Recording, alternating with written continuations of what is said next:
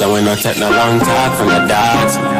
Cause man are raving in wolves. Chief of his sound the alarm. Sound it. Cause man are raving in. Man are raving. Listen we not take no talk from the dogs. Cause man are raving in wolves. Chief of his sound the alarm. Cause man are raving. Man are raving in. Man are raving. Man are raving. Raving. Raving. Man are raving. You know man are raving. Man are raving. Raving. Raving. Man are raving. You know raving. Man are raving. Many are cause you getting saving. You know say man I been straight from the basement. Find it on the mission and we concentrating. Trading. When we touch the road no hesitating. Everything catch a fire when we hit pavement. We see no black, them are meditating. One set of evil and perpetrating. Raving. That's how you and them when you hear raving. But I make it up and we can't stand them. Them are demons and I see it and them. So now they right, wolf, Benji, wolf. Listen you be turning to the ravening wolf. Liar, wolf, real man, wolf. Listen you be turning to the ravening wolf. Nigga Malakaya bring the fire color higher. Man I bring the prophecy and make a preacher boy retire. And me putting in the word them want me to retire. You don't see how we are roll a jack spirit we acquire. It now gonna be too long before we try down dirty Babylon. It now gonna be too long. Man a fire pan dirty Satan. They wanna take the top from the dark. Cause man a raving it. You see boy of his only alarm. Cause man a raving it. Man a raving. Man a raving. Raving. Raving. Man a raving. You know man a raving. Man a raving. Raving. Raving. Man a raving.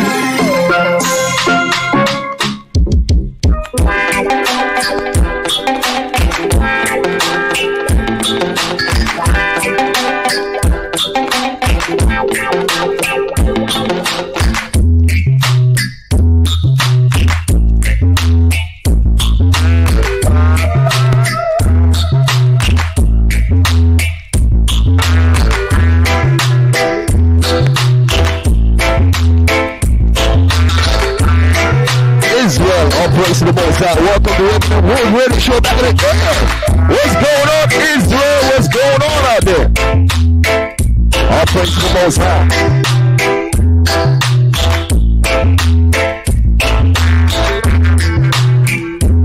Deacon's gonna be going through some stuff today. Make sure you got your pen, your notebook. He's gonna go heavy. Hey! Don't forget to tell your grandma, your uncle, your aunt. Raving the Wolves is back on the air. Hey! You know, it's an MC. Mod Wolves is not with us today, but you know what I'm saying? He's going to be here soon. So make sure you tell everyone that Raving the Wolves is back on the air. Hey! Hey!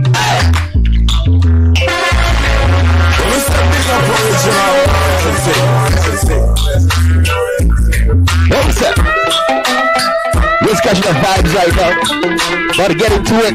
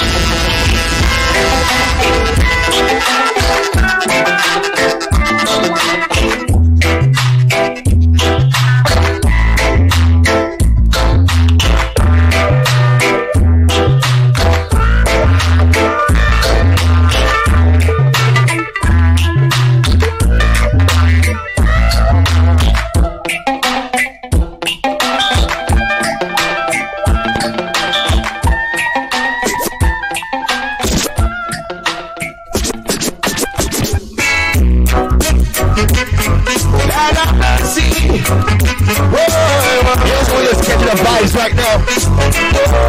Hope he's rocking with us. Oh, we talk. And when they try to use me, and that use me, even with the ground. We put a fire, brother, we can plan on the street that we don't never get me down. And when they try to use me, and abuse me, even with the ground. Put the spice on them, and this confusion, and we never get paid. Oh, they don't know where we really like to play. Now the words that slap them in their face. Want to get your show started just now. Don't forget Israel. Grab your notebook. Grab your pen. Tell your grandmother. And all the books you Reverend rules back on the air. All those kids you let astray. Wait on your judgment.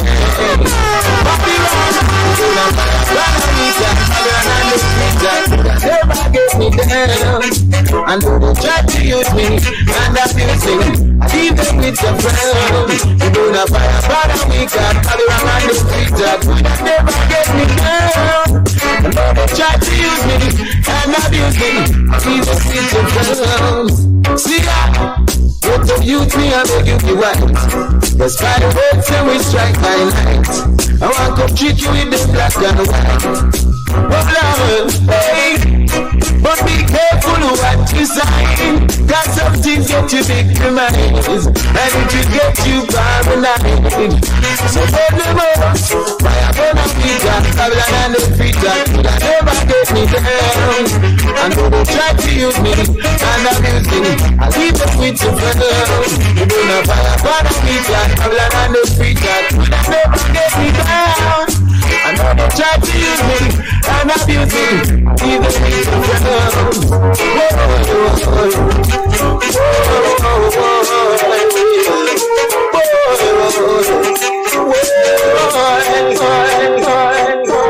Si e pan la loi pa pale ferme bouche pour rassembler Israël li sous porte nous. N'a plave tête peuple la loi c'est shampoo. Pas rien pas la donne c'est pour nous bon Dieu jaloux.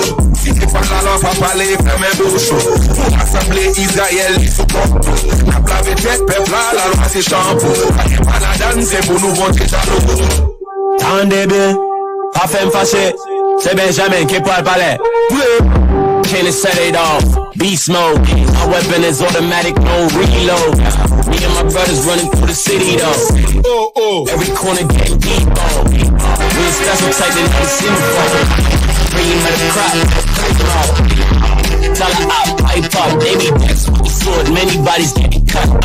Hey, you in a room full of slayers down. Never lose they target if you wanna try your luck. Hey, I'm addicted to the warfare. Spirit bomb, many bodies wanna smoke clear. Roll them up, we can start a bonfire. Better get started. The illest when it come out to the wire. Don't forget. Si e pan la loi pa pale ferme bouche Grab your pen. pour rassembler Israël li sous porte. Hey. N'a plave tête peuple la loi c'est shampoo. Pas la donne c'est pour nous bon Dieu jaloux. Si e pan la loi pa pale ferme bouche pour rassembler Israël li sous porte. N'a plave tête peuple la loi c'est shampoo. Pas la donne c'est pour nous bon Dieu jaloux. L'idée Théronome chapitre 28 verset 1 Juste à 14 c'est bénédiction nous t'es gagné. Pas de goûter le même son comme c'est à l'intérieur. Si tu pouvais Israël c'est nous-mêmes. Nous faisons qu'on est chrétien pas même à l'Israël. Ça les travaille on s'appelle. Pour nous pas quitter au passé on a bêtise. C'est mes connards et les Israéliens. Si t'es pas là là pas parler ferme un bouchon. Pour rassembler Israël les supports. La tête peuple la loi c'est shampoo. Pas la donne c'est pour nous bon Dieu jaloux. Si et pas la loi pas parler ferme un bouchon. Pour rassembler Israël les supports nous. N'a pas la tête peuple la loi c'est shampoo. Pas la donne c'est pour nous bon Dieu jaloux. Allez, parlez yo pas comme ça y'a parler ça y'a pas c'est pas parole moun qui parle moi si. Il nous c'est la prêcher yo vérité. Si yo pas j'aimerais mes peuple brave. Ça y'a parler c'est pas ça qui écrit dans livre là. Ça y'a parler c'est mentir parole qui dans tête là. Tu m'as volé yo pas au fond masqué $100. Pas commencer yo passer quoi ben encore fois. Si tu parles la loi pas parler ferme un bouchon. Pour rassembler Israël les supports. La tête peuple la loi c'est shampoo. Pas la donne c'est pour nous bon Dieu jaloux. Si et pas la loi pas parler ferme un bouchon. Pour rassembler Israël les supports nous. N'a pas la tête peuple la loi c'est shampoo. Pas la donne c'est pour nous bon Dieu jaloux.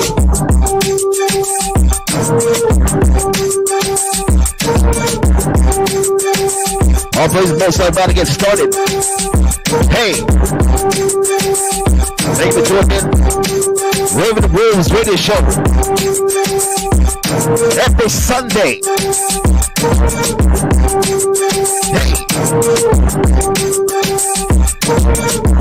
Hey, yo, Ninja, what is up? Fire!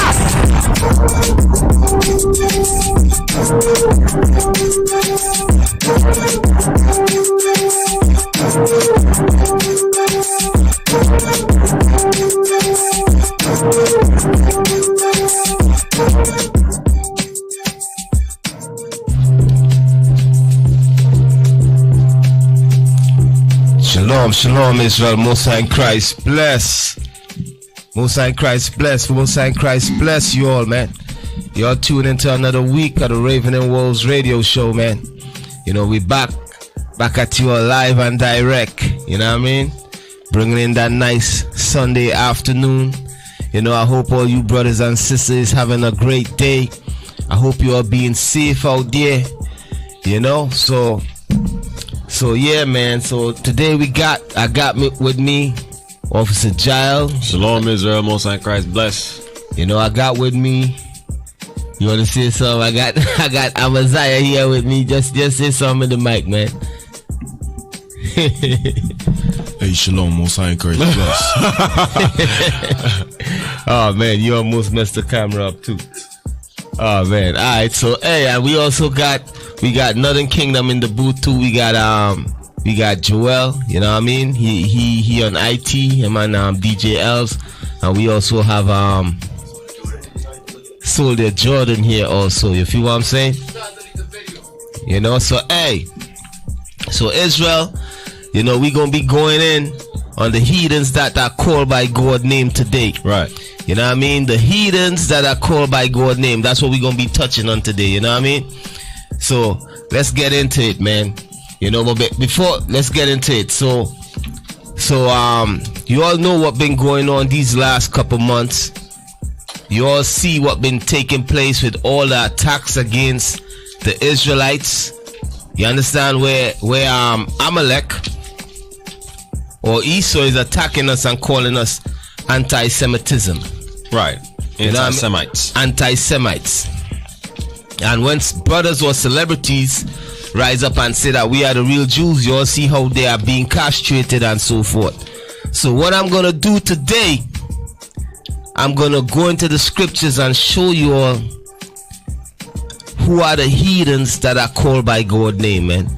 You understand what I'm saying? That's what I'm going to do. But before I go into that, I want to touch on something real quick. I want to touch on the Holocaust.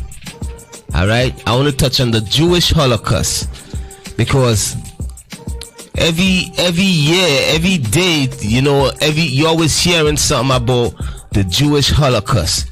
How 6 million Jewish people was killed in World War II. You're always hearing about that. Right. You feel what I'm saying? Every time you turn around, you're hearing about that, or they're doing a movie about it, or so forth. Right.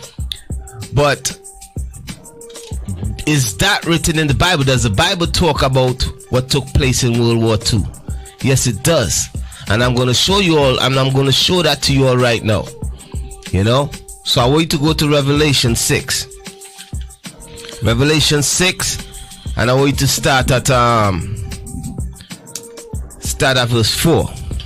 Revelation chapter 6, verse 4. And there went out another horse that was red, and power was given to him that sat thereon to take peace from the earth, and that they should kill one another, and there was given him a great sword. So I want to pause there. I will read it again. Read it again and let me break it down. You understand? What you ought to understand, brothers and sisters, listen, the truth, you all are dealing with the prophets of God, man, and we got the answers for you. Right. You know what I mean? We're going to show you the Holocaust in the Bible. Right. You understand? We're going to show you World War II in the Bible. Okay, read that again for me. And there went out another horse that was red, and power was given to him that sat thereon. It says there went forth another horse that was red. Why does it says another horse that was red? Because when you go to Genesis 25, it's going into Esau, it's going into Edom, the so-called white man. Right. Let me get that in Genesis. Get that in Genesis. It's referring to Edom. That's why it says that's why I refer to that horse that horse as being red. Right. Okay? Genesis 25 verse 25. And the first came out red all over like an hairy garment, and they called his name Esau. So a lot of time when you read the Bible and it make reference to some being red or so forth, usually it's referring to Esau. You understand? So go back to Revelation and read that again. Revelation chapter 6 verse 4. And there went out another horse that was red, and power was given to him that sat thereon. And power was given to him that sat on the horse, read on, to take peace from the earth. To take what? To take peace from the earth. So when was peace taken away from the earth? And by who was peace taken away from the earth by? I'm going to tell you all when peace was taken away from the earth. Let me get that scripture that says the first war passeth and the second war cometh. Is in the same. Is in the same chapter. Same chapter. Not same chapter. Same Revelation. Just type in woe. Hold on, That just came to my head, man. 9:12. Okay, reverse. Yeah. Revelation chapter 9, verse 12. Sorry. Revelation chapter 9, verse 12. And one woe is past. One woe is past, meaning when it says one woe, it's talking about World War I. World War I is past. Read on. Behold, there come two woes more hereafter. There come two more woes, meaning what? You're gonna have World War II, and then you're gonna have World War III. World War III is when Christ is gonna return. Right. World War III is when the rapture is going to take place. Right. Where we're going to be delivered. You understand? World War III is when Michael, is that time of trouble that never been since there was a nation on this earth. Right. You understand? That's World War III. You understand? So read it again one more time. Revelation chapter 9 verse 12. One woe is past. One woe is past. Read on. World War I. Read on. And behold, there come two woes. So it's two more wars got to take place on this earth. No, one more war got to take place on this earth. World War II is past also. World War I is past. World War II is past. So we waiting on World War III to take place. You understand? Where the whole world going to be fighting against each other. And in the midst of that, that's where Christ going to return. So jump back. So this is how peace was taken from the earth. Peace was taken from the earth in when? In World War I and World War II. Right. You understand? That's when peace was taken from the earth. So read it again in Revelation. Revelation chapter 6 verse 4. And there went out another horse that was red, and power was given to him that sat thereon. And power was given unto him that sat thereon. Read on. To take peace from the earth. To take peace from the earth. So in World War I and World War II, the so-called white men, they went to war with each other and they took peace from the earth. You understand? Was war all over the earth in World War I and World War II. You understand? So this is what this is going into. You understand? World War I and World War II. Read on. And that they should kill one another. And they shall what? And that they should kill one another. When you read about the Holocaust that you see that took place in World War II, when you read about that, it was prophesied that white people, Edomites, the Edom, they gonna be killing each other. Right. You understand? That's what the Holocaust is about.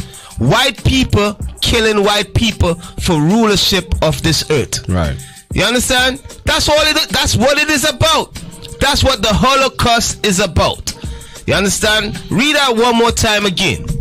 And there went out another horse that was red, and power was given to him that sat thereon, to take peace from the earth. Read on. And that they should kill one another. And that they should kill one another. You understand? You had the Germans in them. They was rounding up the Jews and them, and they were killing them. You had the American allies and them. They was fighting with the Germans and killing the Germans. You understand? You had the Germans killing the American soldiers. You understand? Killing America and what's America allies? Right. French. The French and who else? You had Germany. Soviet Union. You had the Soviet Union. Right. You had France. You had Italy. You had all these white nations. Right. All these red nations fighting against each other and killing each other. You understand? And those people that call themselves Jews that are not, they was in the midst of that war, and a lot of them got killed. Right. You feel what I'm saying? That's what the Holocaust is about, man. White people killing white people. You understand? That's what it is about. You know what I mean? Not white people killing the real Jews. It is about white people killing white people. That's what the Holocaust is about. You understand? That when that took place in World War II. Read it again. Read it again. Let it soak in. Read it again. And there went out another horse that was red, and power was given to him that sat thereon to take peace from the earth, and that they should kill one another. And there was given unto him a great sword. And there was given unto him a great sword. When you go back into the scripture, they tell you that Esau shall live by what? By the sword. You understand? Letting you know it's talking about the nation of Edom. You understand? That's why you know it's talking about the nation of Edom. So he tell you, they that sit on the horse, he says it was given unto them to take peace from the earth. We understand that was World War II, World War I and World War II. And not just that, it says that they will be killing each other. You understand? It says that they will be killing each other. So that is the Holocaust. You understand? So you all just learned some today. You Amalek, you white people that's watching too, you all learned some today. Right. You understand? You all have learned some today. You know, the Holocaust was just about white people killing each other. World War II, that was about white people killing each other for supremacy and rulership of this earth. Right. You understand? That's what World War I and II is about. That's what the Holocaust is about. You understand? So, alright, so what I'm going to do now, so what I'm going to do, I'm going to get into the topic now. That was just in my mind. I just wanted to bring that up, you know? So check it. What I'm going over today is the heathens that are called by God's name. I want you to go to Amos 9 and 11, and I want you to read that for me. Amos chapter 9, verse 11. In that day will I raise up the tabernacles of David that is fallen. So I've been touching on the tabernacle of David for a minute now. I got a series of classes I'm doing on the tabernacle of David. You know what I mean? I got a lot more to go. You know what I mean? You know, the tabernacle of David is going into the 12 tribes of Israel that have been scattered in slavery throughout the four corners of the earth. That is the tabernacle of David that have fallen. Okay? So read it again one more time. In that day will I raise up the tabernacle of David that is fallen. So the Lord said he gonna rise up the tabernacle of David that is fallen, meaning he gonna rise up and awake the 12 tribes of Israel that have been scattered throughout the four corners of the earth in slavery. That's right.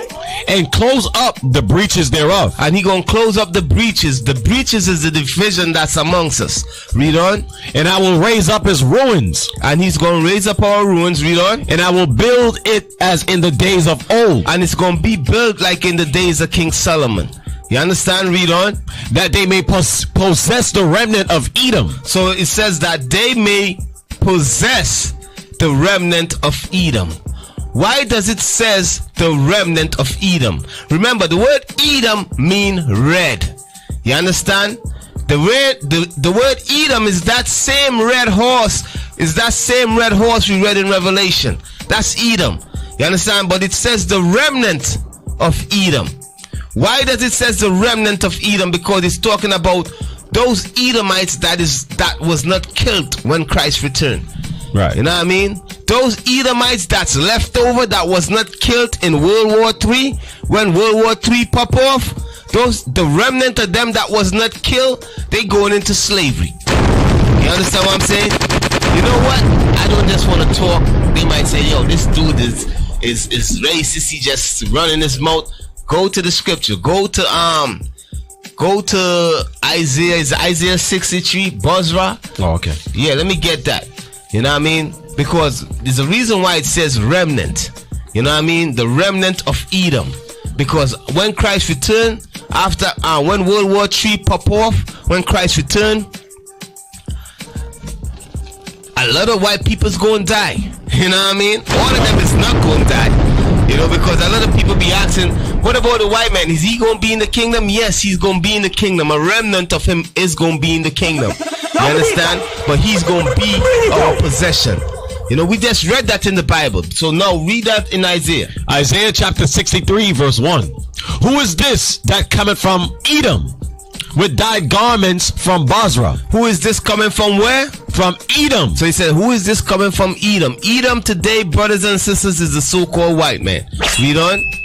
With dyed garments from Bozrah. Read on. This that is glorious in his apparel, traveling in the greatness of his strength. Read on. I that speak in righteousness, mighty to save. Wherefore art thou red in thine apparel? Why is this man red in his apparel? This man is talking about Christ. Read on. And thy garments like him that treadeth in a wine fat. And your garments look red like you were stamping on grapes. Read on. I have trodden the winepress alone. The winepress, Christ said, this man, which is Christ, he said, I trodden the winepress alone. Read on. And of the people there was none with me. And I ain't had none of my Israelite brothers with me. Read on. For I will tread them in mine anger and trample them in my fury. So Christ said he's going to tread them in his anger and trample them in his fury. When Christ returned, it tell you in righteousness he coming and judge and make war. And his garment going to be dipped in blood. In the blood of who? In the blood of Edom and all the nations that came against Jerusalem, that came against the Israelites, that enslaved us and scattered showed the four corners of the earth in slavery. Read on. And their blood shall be sprinkled upon my garments. So Christ said their blood gonna be sprinkled upon his garment, man. You know, so what are we reading? We reading the Bible. You know what I mean? That's what we reading. The Bible. We reading Bible prophecy. You understand? Read on. And I will stain all my raiment. Alright, so from there, we go back to where you was at. Amos. The book of Amos chapter 9 verse 11. In that day will I raise up the tabernacle of David that is fallen. Read on. And close up the breaches thereof. Read on. And I will raise up his ruins, and I will build it as in the days of old. Read on. That they may possess the remnant of Edom. So everybody understand why it says remnant of Edom. It says remnant of Edom because a lot of Edomites, most of them is going to die in World War III. Most of them is going to die. Christ is going to kill most of them. You know what I mean? You understand? Christ is going to kill most of them. You know? But the remnant that remain, they going to be possessed. Right. They going to be our servants. Read on. That they may possess the remnant of Edom and of all the heathen which are called by my name. And the Lord says, and of all the heathens that are called by thy name. Okay, so let's touch on that right there. And all the heathens that are called by God's name. All the heathens that are called by God's name. So my question is this.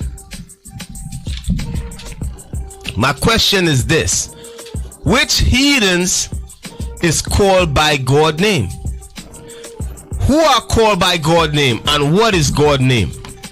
Okay, I want you to go to Isaiah 45 and 4. Isaiah chapter 45 verse 4. Scripture. Load it. For Jacob my servant's sake, and Israel mine elect, have I even called thee by thy name. I have surnamed thee, though thou hast not known me. All right, read it again, slow. For Jacob my servant's sake. So the Lord said, Jacob my servant's sake. Read on. And Israel mine elect. And Israel, that's who God elect is. Read on.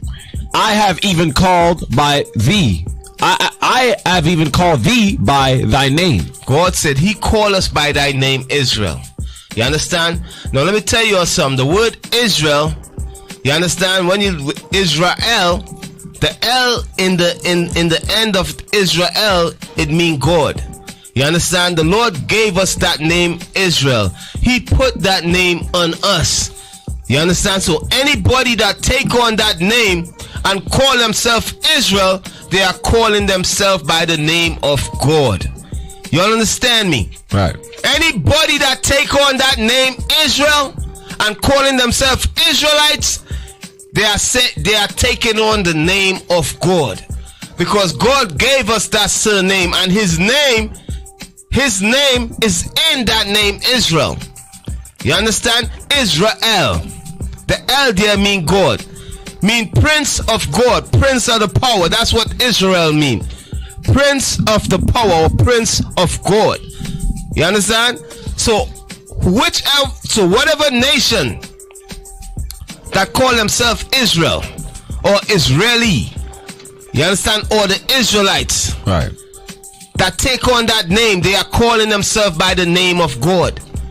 You feel me? So read that again. Read that whole thing. For Jacob my servant's sake, and Israel mine elect. Read on. I have even called thee by thy name. God said, I called you that by that name. I gave you that name, and my name is in that name, Israel. Read on. I have surnamed thee, though thou hast not known me. God gave us that surname, man. Even though today we didn't know him, we all was destroyed in slavery, but God gave us that surname, Israel. You understand? Read on. Verse 5. That's our surname. Israel, that's our surname. Your surname is not Charles. Your surname is not Duke. Your surname is not these surnames that you take on here in slavery. Right. You know what I mean? That's why here in IUIC, what we do, the first thing what we do when we come into this truth and we learn that we Israel, we all change our name to Israel. Why? Because the Lord surnamed us Israel. He gave us that name Israel, and he put that name on, and he put his name there. You understand? He put his name in that surname Israel, and he gave us that name Israel. You know, that's why when we come to the truth, what we do, them surnames that we have, which is Duke, Henry, Williams, right? You know what I mean? All these names, what we do, we get rid of it, we cast it off. You understand? Now we take on the name of Israel, because that's the name that God gave us. You understand? Read on. Verse 5. I am the Lord, and there is none else. That's it.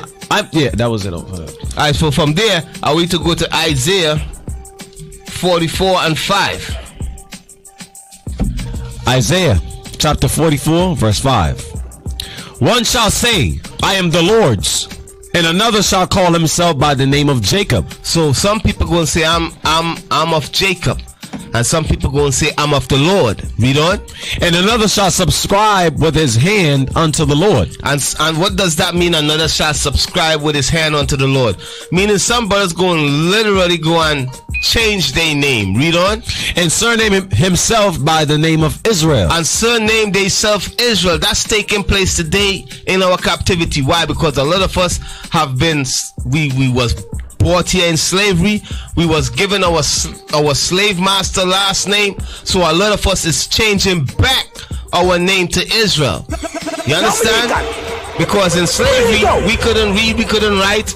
You know what I mean? Right. Whatever plantation you was from, that's the plantation, that's the surname that you took. If you was from the Thomas plantation, your surname will be Thomas. When they let you go, they give you the free slate, the free papers. You know what I mean?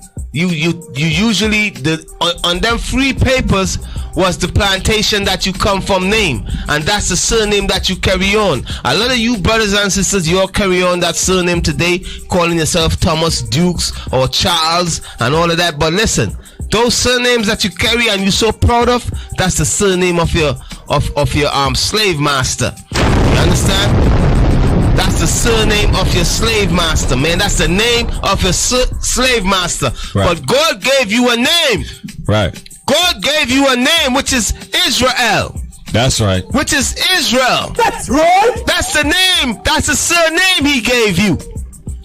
But you want to call yourself Charles. You want to call yourself Thomas. You want to call yourself Duke. And you proud of the Duke family. You know? So go back and read it again in Amos. Amos chapter 9 verse 11. In that day will I raise up the tabernacle of David that is fallen, and close up the breaches thereof. Read on. And I will raise up his ruins. Read on. And I will build it as in the days of old, that they may possess the remnant of Edom. That they may possess. Who is the day? The day is the tabernacle of David that is risen up back. That they may possess the remnant of Edom, meaning Edom is the white people. You understand why it says remnant? Because most of them going to be killed when Christ returns for all the evil that they did to his people. Read on. That they may possess the remnant of Edom. Read on. And of all the heathen which are called by my name. So we understand what the name of God is. The name of God is that name that he put on his people, which is Israel. Right. You understand? That's the name of God. You understand? The name that he put on his the name that he put on his people, Israel. Read on. So he said that we shall possess the remnant of the heathen that is called by God's name. All right. So we know God's name is Israel. So today in society, you got a lot of people calling themselves Israelis. We got a lot of people calling themselves Israelites. A lot of nations calling themselves Israelites. Right. You know what I mean? The Bible says that what? That the tabernacles of David, when they are restored, they gonna possess these people that calling themselves by God's name, that calling themselves Israelites. Right. You understand? So what I'm gonna go into, I'm gonna go into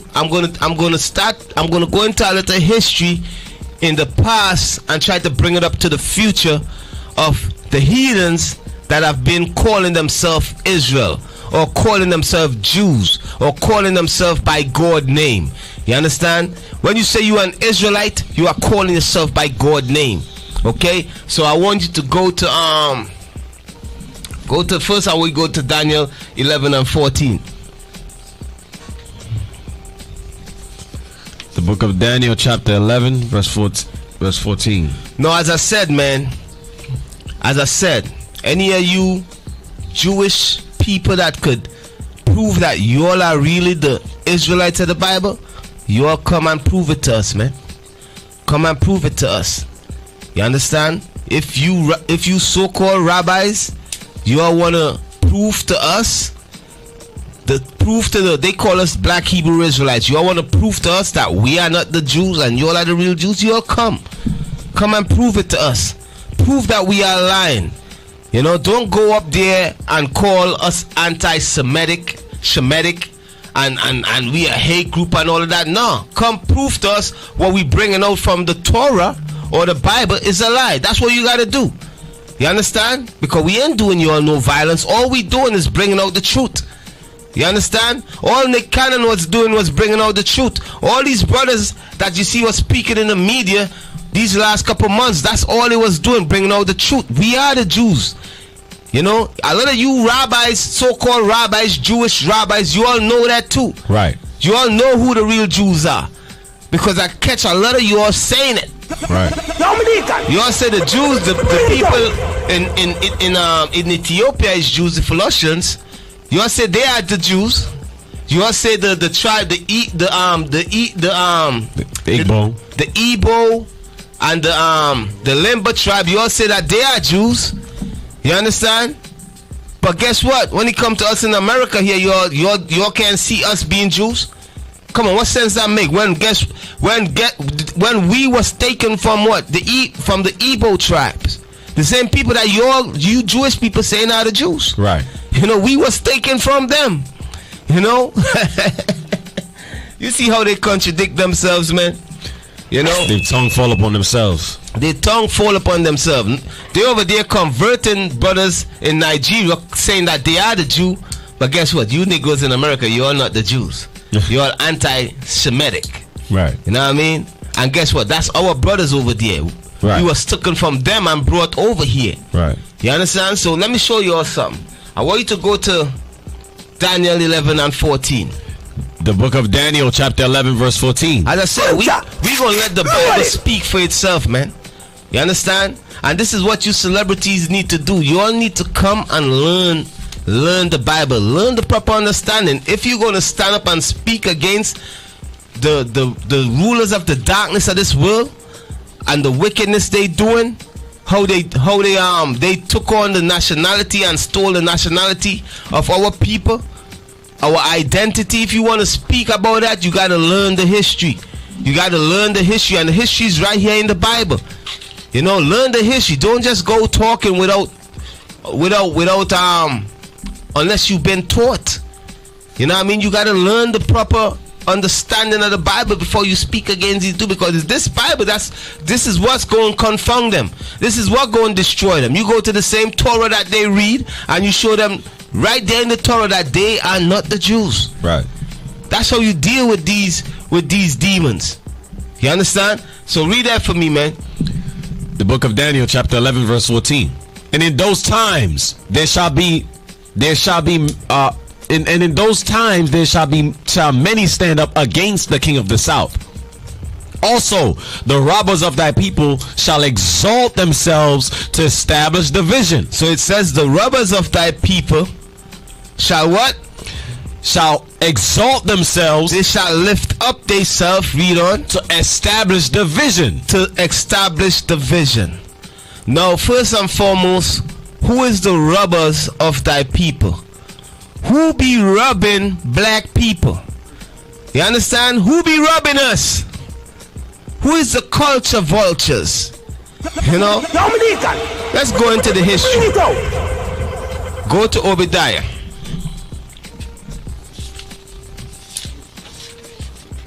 Let's see who be robbing God people. You know what I mean? Hey, was it yeah, go to Obadiah and read that for me. Start at verse 5, I think. Hold on. Yeah. Verse 5. The book of Obadiah, chapter 1, verse 5. If thieves came to thee, if robbers by night. It says, if thieves come to thee, if robbers by night. Who is this? Jump to verse 1 first. Let's see who it's talking about. Verse 1. The vision of Obadiah. Thus saith the Lord God concerning Edom. Concerning who? Concerning Edom. Concerning Edom, the so-called white man. Okay? So this vision is concerning Edom. Okay? Now jump to verse 5. Edom is who? Edom is the so-called Caucasian race on this earth. You understand? That's who Edom is, the Caucasians, which is so-called white people. That's right. Okay, read on. Verse 5. If thieves came to thee, if robbers by night, how art thou cut off? Would they not have stolen till they had enough? If of them with the oh my bad, I'm jumping up. If grape gatherers came to thee, would they not leave some grapes? How are the things of Esau searched out? How are his hidden things sought up? So I gotta break that down. That got a lot of meat inside here, man. You know, so read it again one more time. I read it slowly. Verse 5. If thieves came to thee, if robbers by night. If robbers by night. Remember what I'm going over. I'm going over who is the robbers of God people. You understand? Who is the robbers? Who is robbing God people? You understand? Who are the robbers of black people? Read on. How art thou cut off? How art thou cut off, Edom? Read on. Because Edom is going to be cut off. You understand? Read on. Would they not have stolen till they had enough? Because a thief going to steal until he have enough. A robber is going to steal until he have enough. But not with the nation of Edom. Edom don't just come and take like he gonna steal until he have enough. Esau or Edom, when he steal, he taking everything. He taking everything when he steal, man. He ain't leaving nothing back. You understand? When he rob you, he taking your land. When he rob you, he taking your language away from you. and give you his language, when he rob you, he taking all your gold and all your riches and all of that. Right. You understand? But also when he rob you, he taking your culture. He taking your identity. He also take on your identity. You saw it with in Greece. You understand? When you look at in Greece, the people and them that used to live over there was who? Was Japheth. Right. You know what I mean? Esau went over there, he conquered them, and guess what? You don't see no history of Japheth there no more. You understand? The same thing here in America. You know, America, the North American Indians, which is the tribe of Gad, they were living over here. Esau came, Esau robbed them, stole the land from them, took their language, took their heritage, and everything, man. So this is how the nation of Edom rolled. You understand? They did the same thing to the slaves that was on the west coast of Africa. You understand? When they stole us and brought us on this side of the world, you know, they took our language. They took our culture. Right. They took everything, man. Our language, everything. And then what did they do? They also took on our identity. Right. They also took on our identity. Now I'm explaining to you, brothers and sisters, the robbers of our people. You understand? Who is the robbers of our people? The robbers of our people is talking about the nation of Edom. That's who the robbers of our people is talking about. The nation of Edom. Read on. If grape gatherers came to thee, would they not leave some grapes? You know, other nations, they would have leave some grapes. If a grape gatherer gathering grapes, they gonna leave something there. But not Esau, not the so-called white man. Read on. How are the things of Esau searched out? So the things of Esau is what? The things of Esau, y'all got to remember the context that this is being read, that this is being written in. The things of Esau is the thing that, how is the things of Esau sort up is going into the things that he stole, the things that he robbed. You understand? The things that he's hiding, that he did in the past. How is that sort up? You know what I mean? I'm going to tell you how it's sort up. How it is sort up, the Spirit of God going to come back on this earth, is back on this earth and revealing all the evil that this man did. That's and right. all the lies that this man have told us. You know what I mean? That's how it's sort up. The Spirit of God is back on this earth, and guess what? We are finding out, yo, they've been lying to us. Our history go further than Africa. You understand? Listen, we are the 12 tribes of Israel. Right. This demon been lying to us, and they set themselves up as the real Jews. You know what I mean? So that's what's going on, right? That's how the hidden things of Esau are being sorted up. You understand? The prophets of God is back on the earth, and the Lord is showing them these things, and they are revealing it to the world. So that's why these white Jewish people is mad. You know, that's why they mad. So read. I want you to jump to verse. You got more on that? Nah, jump to verse. Jump to verse.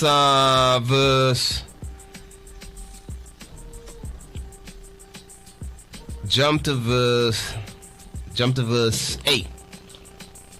Verse 8.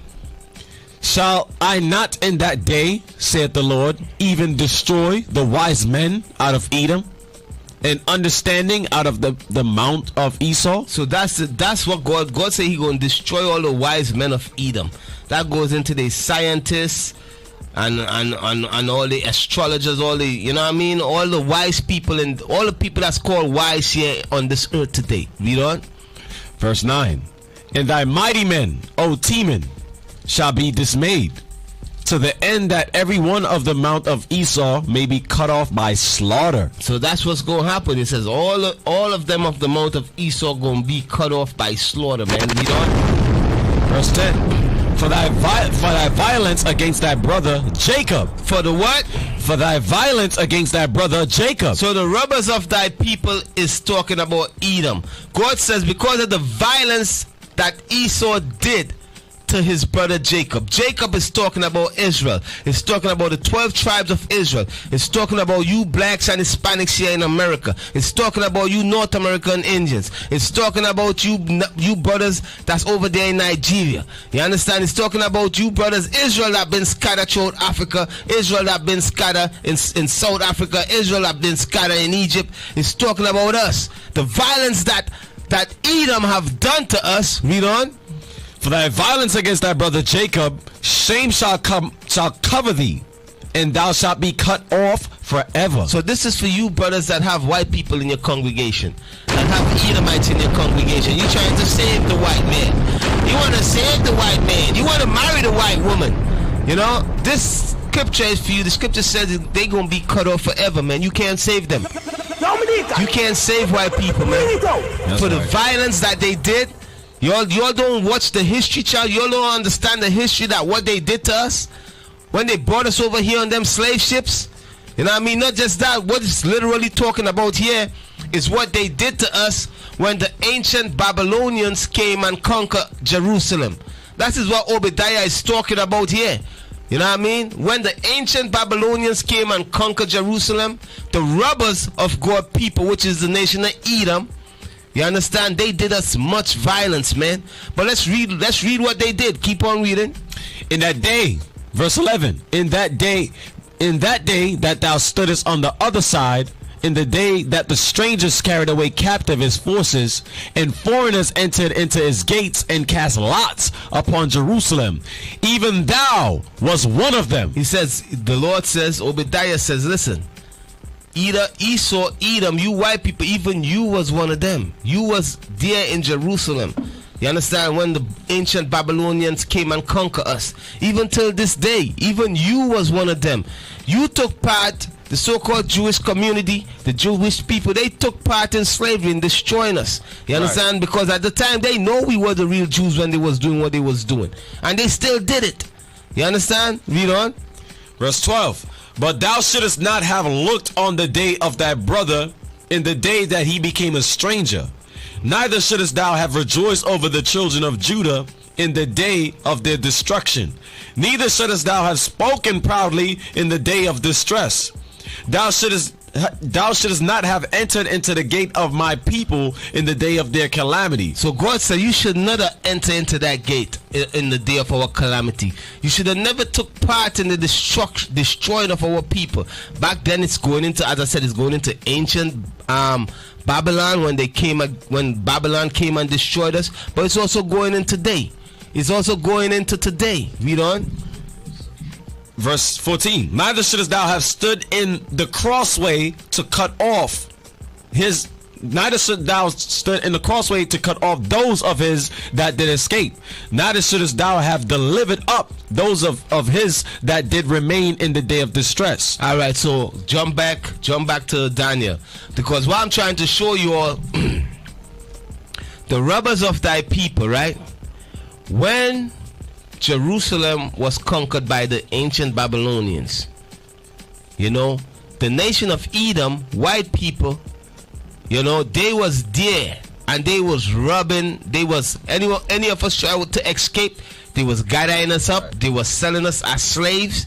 You understand? Even back then, you know what I mean? And they was also looting and robbing Jerusalem. You know, they enter into the gates of the city too with the ancient Babylonians, and they was looting and robbing Jerusalem. That's what they were doing. You understand? So jump back to Daniel and read that again. Daniel chapter 11 verse 14. And they took everything when they came in. They took everything. That's what Obadiah is going into. You understand? Read on. And in those times there shall many stand up against the king of the south.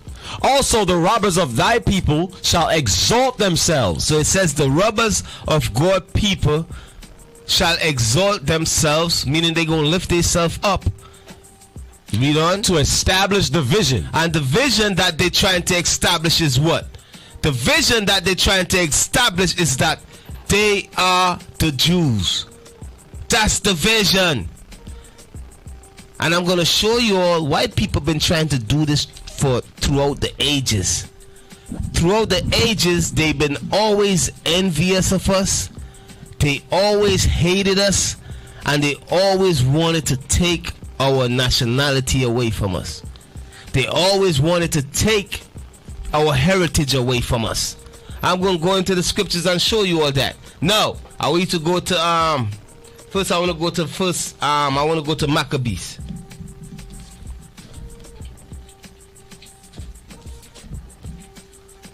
Maccabees 3.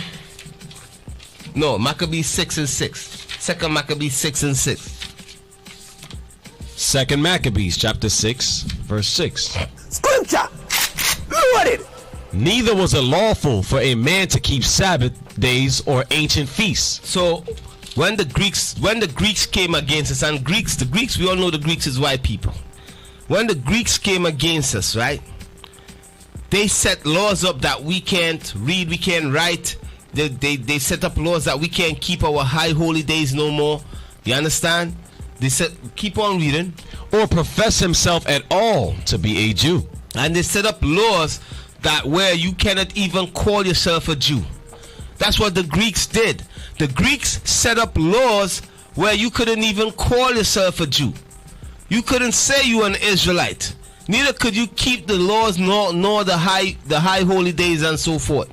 This is what Edom did. This is what the white man did. This is what the Greeks did. The same spirit is the same spirit that's working in all these devils, man.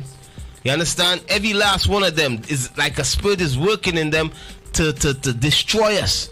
It's like a spirit been working in them ever since to take our nationality, that they are the Jews. Right. You know what I mean? And set themselves up and exalt themselves and establish the vision.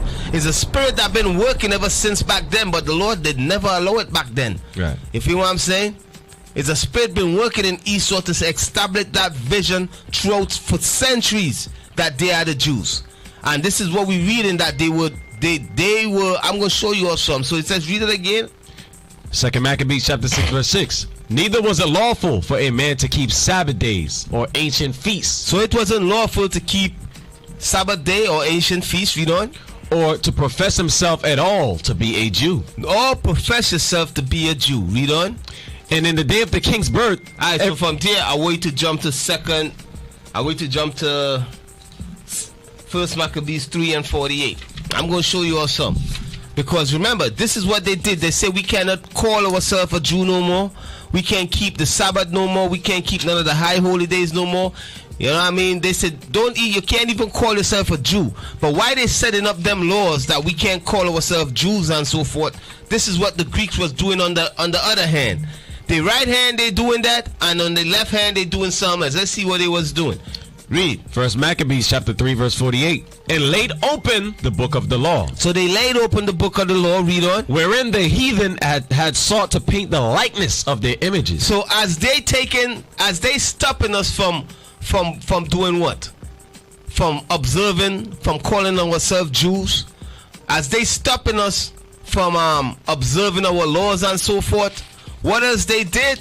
What else they were doing? They was taking the Bible and painting their images inside there. You understand? That's what the Greeks was doing. To do what? To establish the vision that what? That they are the Jews. Right. You know, that's what they was doing. As they make up laws and telling you, don't call yourself a Jew, don't keep the Sabbath day or keep the Torah no more. What they doing? They painting their images in the Bible to establish the vision. They're trying to set themselves up as a Jew. So when you read the Bible and you read about Moses, guess who you're gonna see? White people. You read about Noah. Guess what you're gonna see? White people. You read about Paul. What you gonna see? White people. Right. You know what I mean? You read about Moses, Jeremiah, Ezekiel. What you gonna see? White people.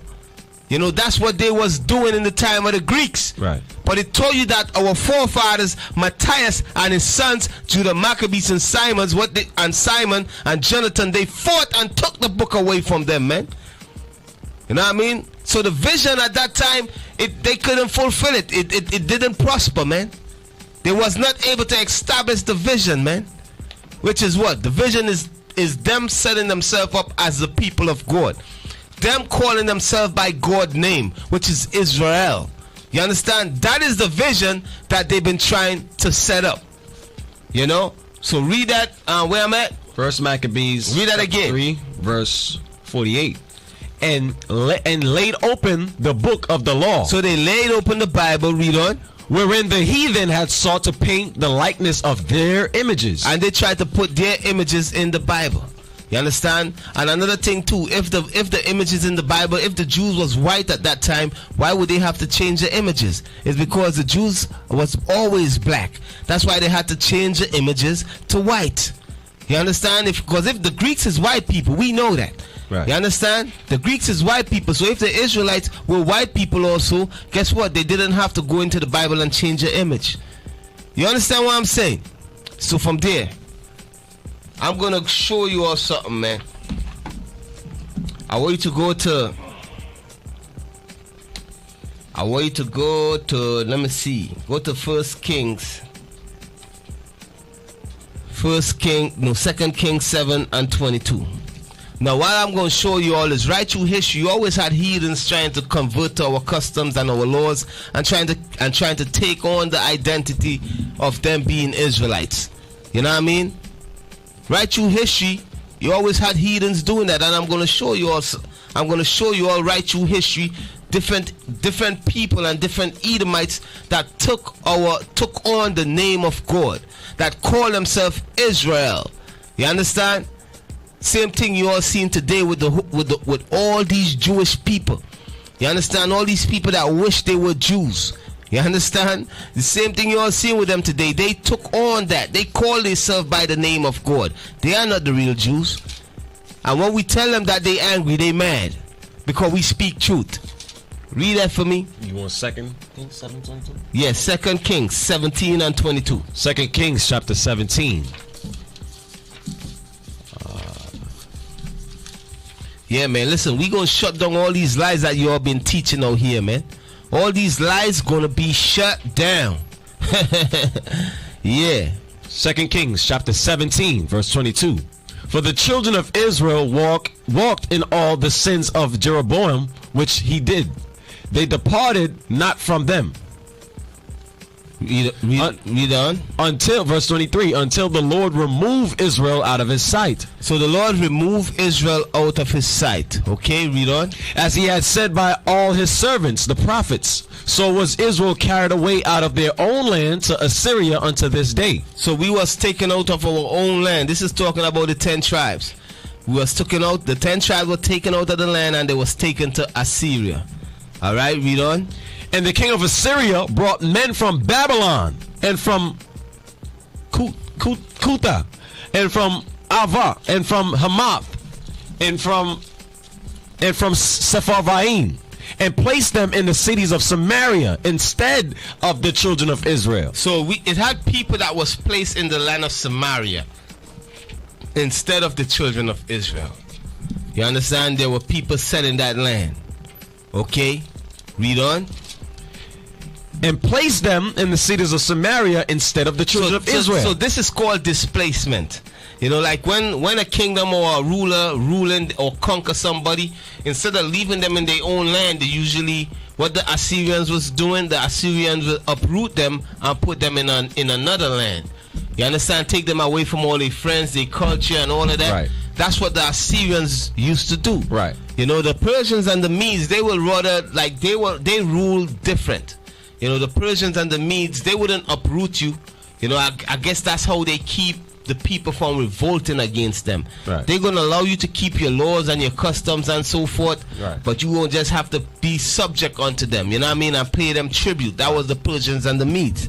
You know what I mean? But the Assyrians, when they was ruling the world, you know, if they conquer you, they're going to uproot you and put you in another land. Right. You understand? So that when they conquered the 10 tribes of Israel, they uproot them and put them took them to Assyria and other lands. If you know what I'm saying, and what they did, they bring other nations and put them in the land of Israel, in the land of Samaria, okay, which where the northern kingdom of Israel was dwelling. But keep on reading. And they possessed Samaria and dwelt in the cities thereof. Read on. And so it was at the beginning of their dwelling there that they feared not the Lord. Therefore the Lord sent lions among them, which slew some of them. So these people that the king of Assyria put in the land, in the land of the northern kingdom, in the land of Samaria, these people, they was not keeping the law. So what I want you all to understand, brothers and sisters, the land of Israel is spiritual. The land of Zion is a spiritual place, man. You know, the land is of Zion is the Garden of Eden. You understand? And I could prove that. And it's a spiritual place. Once you in that land and you ain't keeping God's laws, that land gonna spit you out. Right. You know what I mean? The land is gonna be a wasteland. It's not gonna flourish. Right. You understand? So right here you got the king of Assyrian.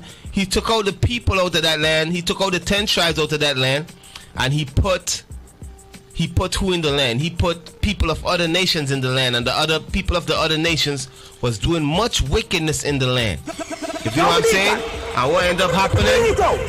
What ended up happening? Wild animals start coming and killing everybody in the land. It gets so bad, like they're like, damn, why is this happening? Why is everybody being killed by wild animals and stuff? Right. The king of Assyria, it was so that he he wondering why this is happening. But keep on reading. And they possessed Samaria and dwelt in the cities thereof. So in the beginning of their dwelling there, that they feared not the Lord. Therefore the Lord sent lions among them, which slew some of them. So the lions came and was killing them. Read on. Wherefore they spake to the king of Assyria, saying, the nations which thou hast removed and placed in the cities of Samaria know not the manner of the God of the land. So they says, listen, the people that you put there, they don't know the manner of the God of the land. You understand? The lions is coming and killing the people. You understand? Read on. Therefore he had sent lions among them, and behold, they slay them, because they know not the manner of the God of the land. Read on. Then the king of Assyria commanded, saying, carry thither one of the priests whom ye brought from thence, and let them go and dwell there. Because guess what? He said, carry one of the priests that you brought from thence. Because the priests and them, what they did, they took the priests and took them to Nineveh. So he said, take one of the priests and bring them back to the land, into the land of Samaria. Okay, read on. And let him teach them the manner of the God of the land. So, and let him teach who? Let him teach them heathens that's in that land. Teach them what? Teach them the laws of the Bible. You understand? That's what the priest came back and was doing, was teaching them the laws of the Bible. You understand? Read on. Then one of the priests whom they have carried away from Samaria came and dwelt in Bethel, and taught them how they should fear the Lord. And he taught them God laws. So these heathens, they were taught God laws. You understand? Read on. Howbeit, every nation made gods of their own, and put them in the houses of the high places which the Samaritans had made. All right, so from there, where you at? That was verse 29. Okay, so from there, so I want you all to pay attention. What's happening? What we just read there is that when the 10 tribes of Israel was taken out of the land of Samaria and the neighboring countries, it told you that the king of Assyria put other nations there in that land, and the other nations that was in that land, it tell you that lions was killing them. Because why? They come into the land and they was doing wickedness. You know, so the lions, so the God, it says the Lord sent lions to kill them. You know, and they went and they complained to the king of Assyria, and the king of Assyria send a priest to teach these people in the land how to live in that land. You know what I mean? So the priest taught them God laws. You understand? So now I'm going to jump. So this is in the time of the Assyrians, right? So now we're going to jump in the future. Are we to go to Ezra's 4:1? So now we're going to jump to the future. We're going to jump forward now. When Israel was released out of captivity, when Cyrus the king of Persia released us out of slavery, and we went up to Jerusalem to rebuild. When we went back to Jerusalem to rebuild, guess where them people was? They were still in the land. You understand what I'm saying? Them people were still in the land, in that land. Them and their descendants. And then people, guess what they were doing? They were keeping the laws.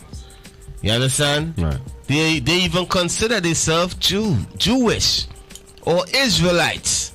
You know what I mean? But read that for me. The book of Ezra, chapter 4, verse 1. Scripture. Load it.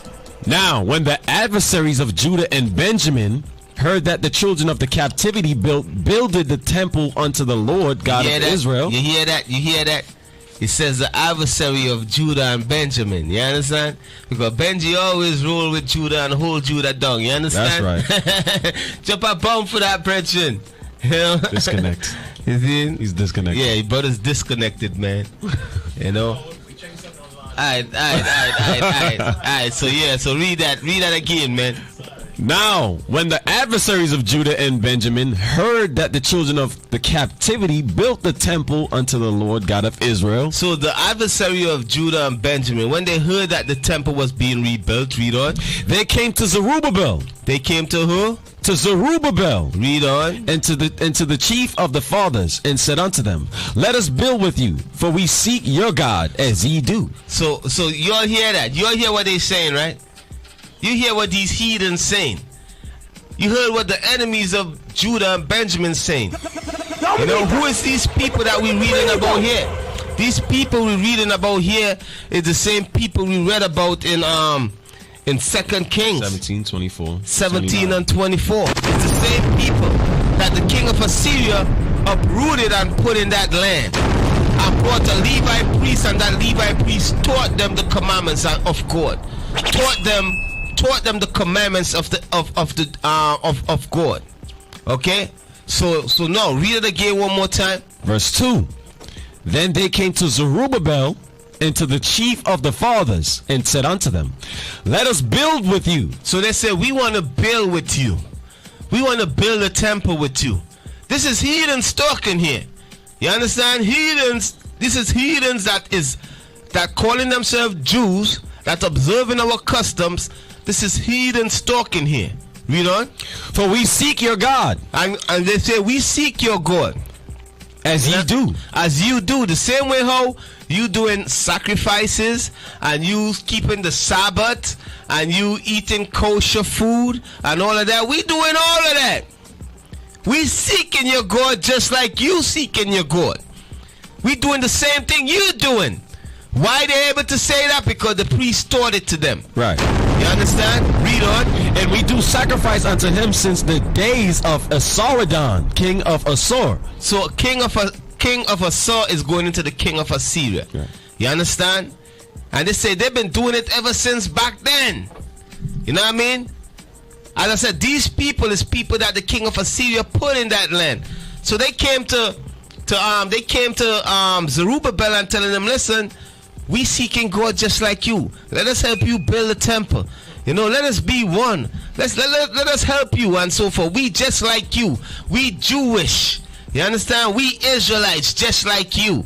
You understand? We serving the God. We serving your God just like you. You understand? This is what they're saying. But let's see what Zerubbabel said. Let's see what Zerubbabel said to these heathens that is called by God's name. These heathens that converted to being Jews. You understand? To live in the land. Verse 3. But Zerubbabel and Jeshua and the rest of the chief of the fathers of Israel said unto them, ye have nothing to do with us. So he said, listen, you got nothing to do with us, man. You know what I mean? And that's the same thing. That's the same thing here. The same viewpoint that we have towards the whole Jewish community. You know, all of you all. You understand? You Orthodox Jews, you Zionist Jews, the Ashkenazi Jews. You know what I mean? All of you all. This is our viewpoint. When it comes to you all saying that, oh, we Jews too, just like you, we Jewish. Right. This is our viewpoint towards you all. Right. You understand? Read it again. Ye have nothing to do with us. You have nothing to do with us. You have nothing to do with the nation of Israel. You are converts. Right. You convert to Judaism. You understand? You have nothing to do with the God of Israel. That's right. You understand? Read it again. Ye have nothing to do with us, to build a house unto our God. We gonna build the tabernacles of David by ourselves. You understand? Read on. But ourselves together will build unto the Lord God of Israel. Read on. As King Cyrus, the king of Persia, had commanded us. Because the king of Persia gave us liberty to go and rebuild. Read on. Verse 4. Then the people of the land weakened the hand of the people of Judah. Because this is what they do, man. When white people, when you tell them you don't want them to help you, you don't want them to take part in what you're doing, or they can't be a part of what you're doing, a lot of them get angry and secretly try to destroy you, man. You know what I mean? That's what they do. That's what they did to Nick Cannon. You understand what I'm saying? That's what they're doing to all these people that rising up and calling themselves, and it's coming back to the truth that they are the Israelites according to the Bible. And another thing they're doing too, they go into these third world countries, these countries where our people were scattered, and they are converting them to Judaism. They're saying, we are brothers. Right. Let me teach you how to serve the God of Israel. You know what I mean? Let me teach you. We brothers, we the same people. That's what these momsers is doing, man. You understand? That's what they doing. Okay? So, from there, I want you to go. What I'm showing you all, I'm showing you the history of heathens that are called by God's name, man. That's what I'm showing you all. I'm showing you all history of heathens that are called by God's name. You know? So from there, I want you to go to, let me see, Esther 8 and 17. Today is not the first time you had people running around calling themselves Jews or Jewish. You know what I mean? Or Yehuda or Israel. It's not the first time. Right through history, you're going to read right through history here about people always converting and trying to steal our culture from us, man. Culture vultures. Right through history, you will always hear about it. You know what I mean? So read that for me. The book of Esther, chapter 8, verse 17. And in every province and in every city, whatsoever the king's commandment and his decree came, the Jews had joy and gladness, a feast and a good day. This is talking about Purim. This is talking about when that Edomite Haman tried to wipe us out. You know what I mean? That Edomite Haman was conspiring to kill all the Jews in all the province. That's why we celebrate Purim. But this is what took place. But when we dealt with that demon, when the Lord helped us, you know what I mean, through Mordecai and Esther, you know what I mean? When the Lord helped us, we dealt with him and all of them, man, that tried to destroy us. You know, that's why we celebrate Purim. But I want you all to see what took place after that. I want you all to see what took place. Keep on reading. And many of the people... No, this took place under the Persians and the Medes. Read it again from the top. Verse 17. Esther chapter 8 verse 17. In every province and in every city whatsoever the king's commandment and his decree came, the Jews had joy and gladness, a feast and a good day. And many of the people of the land became Jews. And many of the people of the land did what? Became Jews. So you had the heathens in the time of Mordecai and Queen Esther. You had heathens that convert to Judah to being a Jew. You understand? You had heathens that convert to being Israelites in the time of Mordecai and Queen Esther. Right. You understand? You know, so what I'm showing you all is right through history. You always had people that try to convert to being Israel. That people that is called by God's name. That heathens that is called by God's name. Right through history. You know what I mean? But the main culprit is Esau, Edom, man. They are the main robbers of God's people. You understand? The so-called white man. Because when they rob, they ain't just take, they taking everything, man. You know? So what I'm going to show you all now, I'm jumping up ahead now. I'm jumping to the time of Christ. You feel what I'm saying? I'm jumping to the time of Christ. Okay? What took place in the time of Christ? In the time of Christ, was there heathens that are called by God's name in the time of Christ? Let's see. I want you to do, I got some articles there. Let me see which one I want. And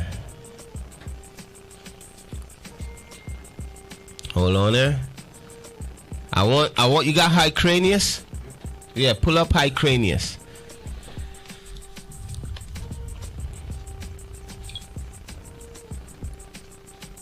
Now I'm going to the time of Christ now to show you all, in the time of Christ there was heathens also at that time that were called by God's name. You know? Okay. Yeah. Start reading from the top. Blow it up a little bit. What I really want is to the bottom, but read that little top from the top. Okay. John Hyrcanus the first, born 175 BC, died 104 BC. High priest and ruler of the Jewish nation from 135/134 BC to 135 to 134 to 104 BC. Under his reign, the Hasmonean kingdom of Judea in ancient Palestine attained power and great prosperity. And the Pharisees, a scholarly sect with a popular backing, and the Sadducees, an aristocratic sect that comprised the priesthood, became well-defined religious parties. Okay, so you all understand that Hyrcanus, he came from the Hasmonean dynasty. Now the Hasmonean dynasty is going into the Maccabeus dynasty.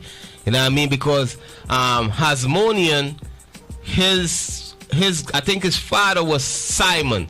Simon was one of the sons of Matthias. Right.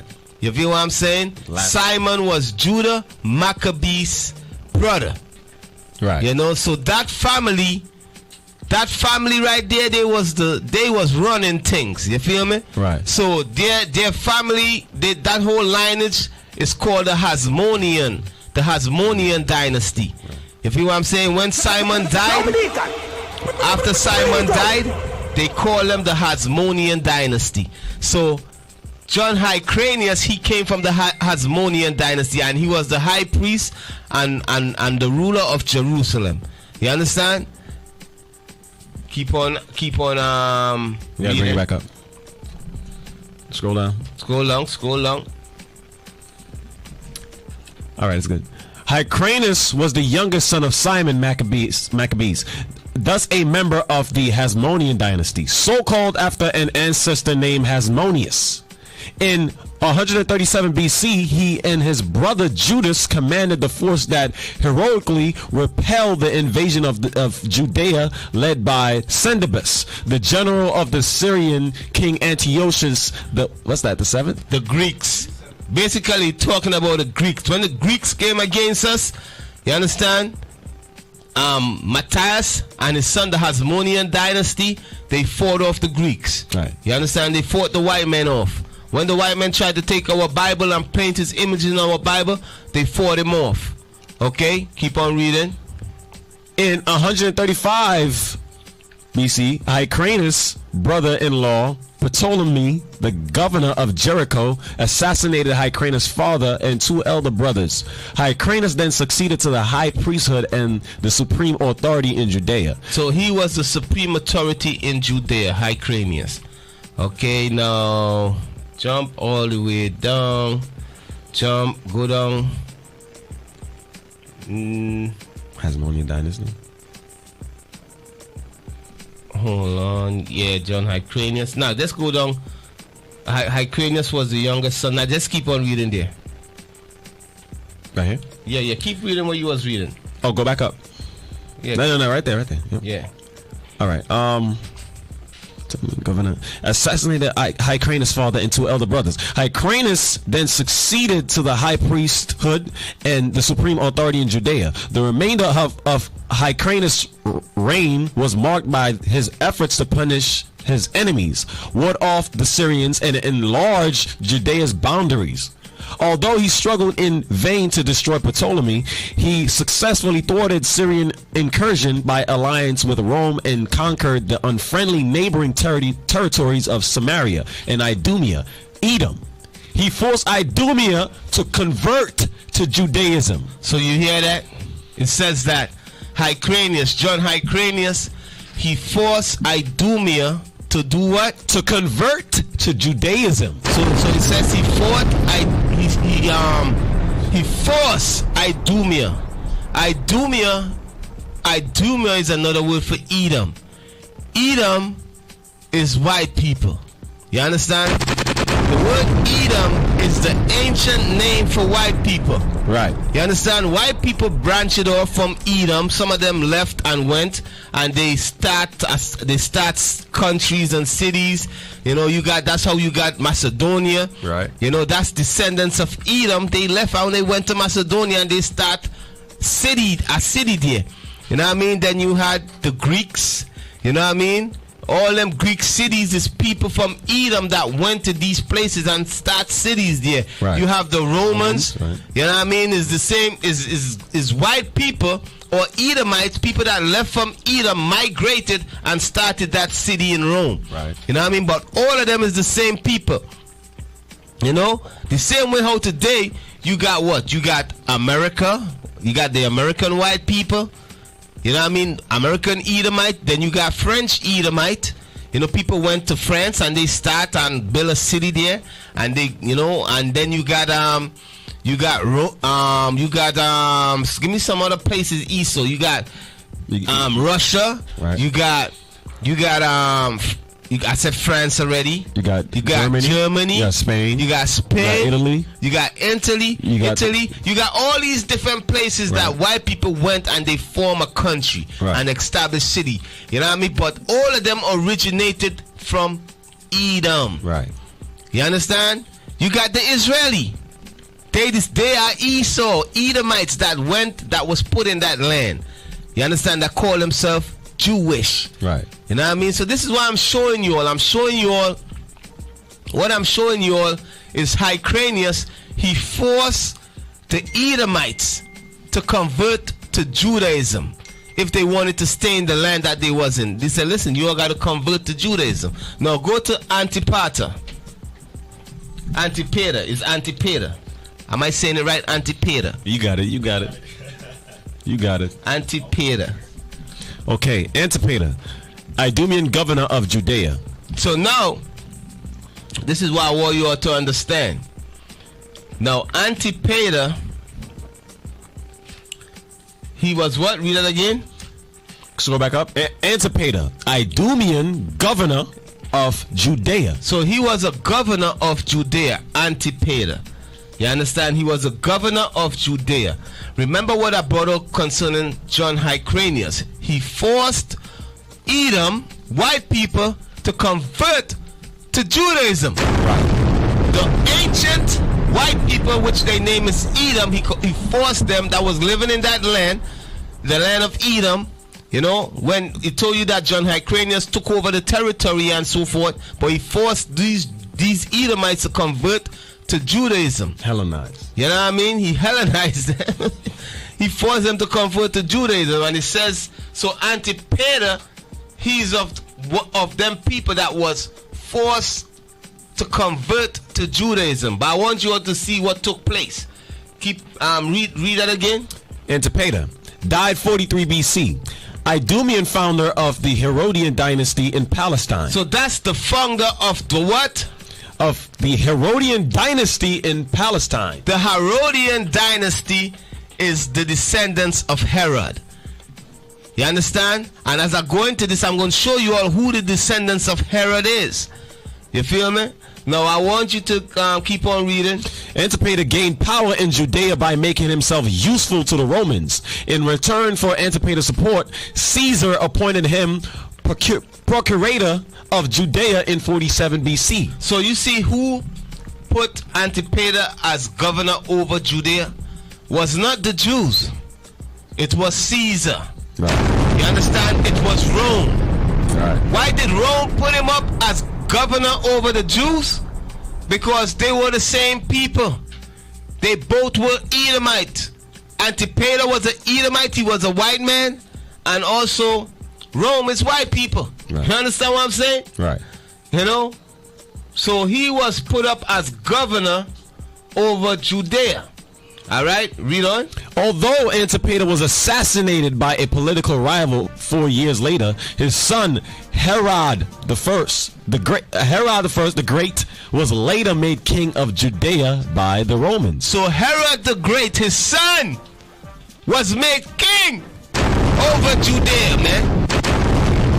Herod the Great. So when you read about Herod in the Bible, Herod was the son of Antipater. Antipater was an Edomite.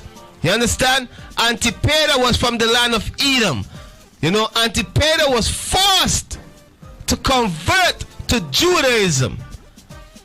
Not to Judaism, to the laws of the Israelites. Right.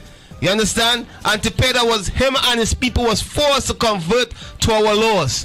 You know what I mean? And what did he do?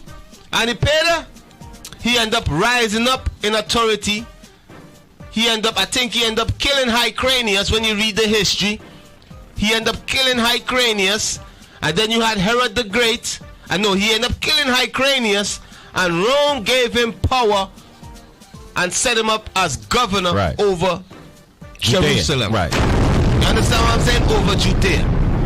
You know, after he was killed, he was assassinated, then his son, Herod the Great, rose up. Another white guy. Right. You understand? But what I'm showing you all these people we're reading about, Antipater, Herod, you know what I mean? The Herodians, they all were Jewish people. Bring it out. They all were white people that is called by God's name. Right. Herod was not an Israelite. His father, Antipater, was not an Israelite. Right. Felix was not an Israelite. That's right. You understand? They were Herodians. Who are the Herodians? They were Edomite converts to being Israelites. That's who they are. You know, so what they end up doing? The Herodians and them, they were ruling over Jerusalem. You understand? That's what they were doing. Rome set them up to rule over Jerusalem. And listen, man. As I tell you, Jewish people, man, you all want to prove us wrong, come. Reach out to us. Our number, you go on our website, get our number. Reach out to us and prove us wrong, man. Reach out to us and prove us wrong. You know? So, we understand that Antipater and Herod, they all were Edomites. Edomites is white people. Right? Now, let me get the family tree. I'll send you the family tree there. Let me show you all the family tree, man. You know, you white people, you Jewish people that call yourself Jews, call yourself Israelites, you call yourself by God's name, man, you all understand how dangerous that is. But I know what it is. I know what it is. It's not there? I know what it is, man. You know, you teach a dog, you tell a dog that he's a cat for years. You know what I mean? That dog gonna grow up thinking that he's a cat. You understand? I already know what it is. And that dog gonna teach his puppies that the puppies is a cat. And you know, you gonna ask the puppies, and the puppies gonna teach their puppies that they are cats. Now you got dogs running around like cats. Right. You know what I mean?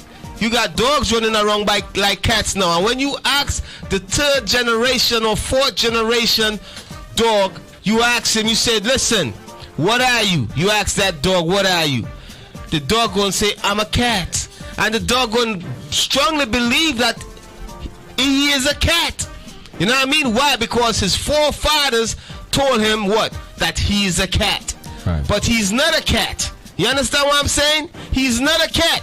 Because at the time when these people call themselves Jewish, they understood that they were not the real Jews. They knew they converted. You know what I mean? But as time goes by, the kids really strongly believe that they are the real Jews. Right. And how was they able to do this? They enslaved the real Jews.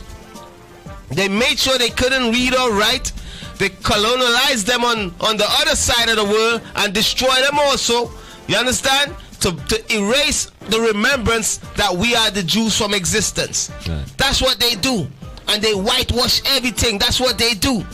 You know what I mean? So you got a lot of dogs running around here thinking that they cats. Right. You got a lot of white people running around thinking that they are Jews. Right. You know what I mean? But I'm going to show you all without the shadow of a doubt. I'm going to show you all who these people are. Right. If you know what I'm saying, so the king of Judea, which was Herod, he was a white boy, man. Right. He was an Edomite. You know? He was a convert. Can I mention one point real quick? Yeah. Earlier when, for you brothers and sisters, earlier when Deacon had mentioned the Herodians. When Deacon said the Herodians, he's talking about the descendants of Herod, Antipater Herod, and going down that line, his family line. Because we are aware in the New Testament you had a political sect that was called the Herodians. Yep. But those were Jake. We're not talking about them. We're talking about the direct family line of Herod, that family line. Esau, Edom. Hey, but even the Herodians, right? Mm-hmm. It was Jake, and it was also his descendants supporting that family. Right. You know, you had a couple Jakes supporting it, and you also had his family members and them. That was the political party. You know what I mean? Right. All of them is Herodians. All of them. Right. You know what I mean? All are Herod descendants. Them Jewish white boys. They all is Herodians. But you also had black people that were supporting them for political gain and for money. You understand? Yeah. That was supporting the Herodians. You know? Right. So, Family tree. Oh, I didn't send it? Okay, so pull that thing up. You know what I mean? Let me show you all. I'm going to pull up Antipater family tree. No, I tell you, man, you know what's going on right now, man, is that all these Jewish people every lie that white people have taught to us, man, it's being shown that all of it is being revealed, man. You know what I mean? We can read now. That's right. We can read now. That's right. You understand? We can read now. So check it, bam. That is the Herodian dynasty, right? The Herodian dynasty. Now, when you look up there, you see Antipater the first. You see Antipater the second.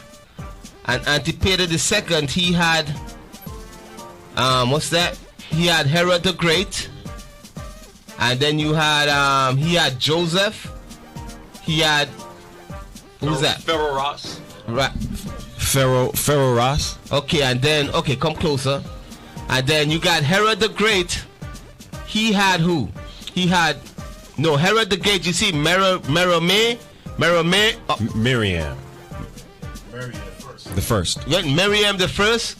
What Herod the Great did? Miriam the first. That was John Hyrcanus' daughter. You know what I mean? So what he did? He married her. Mm-hmm. I think he married her, then he killed her. After he married her, he married her because the Jews and them was turning against him because it was like, yo, you are not the rightful ruler of Judea. Right. So he married John Hyrcanus' daughter. You understand? To make his to empower himself even more. Political move. Yeah, right. That was a political move, political marriage for the Jews, for our forefathers to keep quiet. You know what I mean? And when you look there, you see Cleopatra, you see Darius, you see Antipater there again, you see Antipater again, you see Joseph, you see Cusparus, you see Bernice. When you read the Bible, you're going to read about Bernice. You're going to read about Philip. Aristobulus. You know, you're going to read about Agrippa. Right. You know, when you read the Bible, you read about all these people. You read about Felix. Remember Felix that Paul went before? All these people was Jewish converts. It was white people that convert to being Israelites. Right. You understand? The whole Herodian dynasty. You know, so this is the history right here, man. These are the things that these celebrities got to learn before they go up against the spiritual wickedness in high places. Bring it out. So they could shut them down, man. Bring it out. You know what I mean? You brothers and sisters, you all come and learn, man. You all come and learn. Come and learn before you all go up against these people. Don't just be running your mouth and you don't know the history. Right. You feel what I'm saying? You must be able to go into the Bible and show them the lies that they teaching. You can't tell them, oh, you all lied to me, and then you can show them how they and you cannot show them how they lied to you. You feel what I'm saying?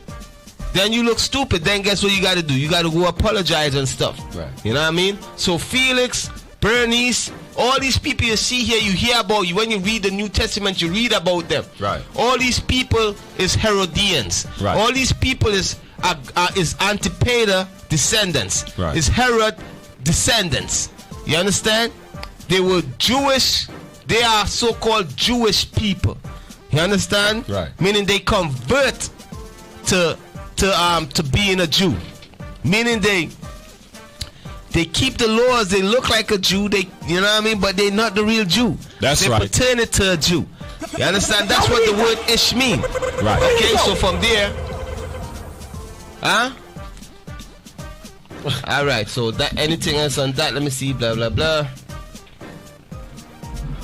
Okay, so I want you to go to Acts 12:1. The book of Acts,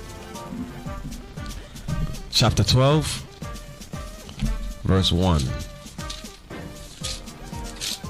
Sorry. Book of Acts, chapter 12, verse 1. Now, about that time, Herod the king stretched forth his hand to vex certain of the church. So Herod the king, as I said, it was a convert to being an Israelite. Herod the king, he was converted to be an Israelite. He was a heathen that was called by God's name. Right. He was a heathen that was set up over God land to rule over God people by Rome. You understand? Read on. And he killed James, the brother of John, with the sword. So this is what Herod did, man. He stretched out his hand and he was afflicting the followers of Christ. And it says that he killed James, the brother of who? Of John. The brother of John, man. You understand? This is what this white demon did, this Jewish demon. You know, I ain't sleeping on these mumsers, man. You know what I mean? These mumsers eventually, guess what? They go to silence us. They gonna try to put hands on us and kill us, man. Right. That's what they gonna gotta do. You know? Read on. And verse 3. And because he saw it pleased the Jews. Because guess what? A lot of our people gonna be glad to see us out of the way, man. Including Israelite people that call themselves Israelites. Right. You feel what I'm saying? Not just Creflo Dollar, not just TD Jakes. I know TD Jakes, he gonna be happy as hell to get us out of the way. Because Bishop been going into him hard. Bishop been setting a fire below his behind, man. You know, so I know he gonna be glad to get us out of the way. You know, he said, these dudes messing with my money. They making me look stupid. I can't do it. He go to the white man. He said, you know, man, they making me look stupid, man. I can't do this.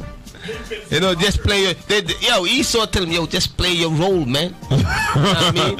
You know, do another class next week. Another sermon. I mean? Another sermon saying love, teaching the people how to love the Jewish people, right. How to love white people. You know what I mean? Don't worry, just play your role. You know, let's do damage control. Let's do damage control. You know, TD like, I can't take it. I can't stand that dude, Bishop Nathaniel. Yo, you know what I mean? Can't build a church off a bag of potato chips.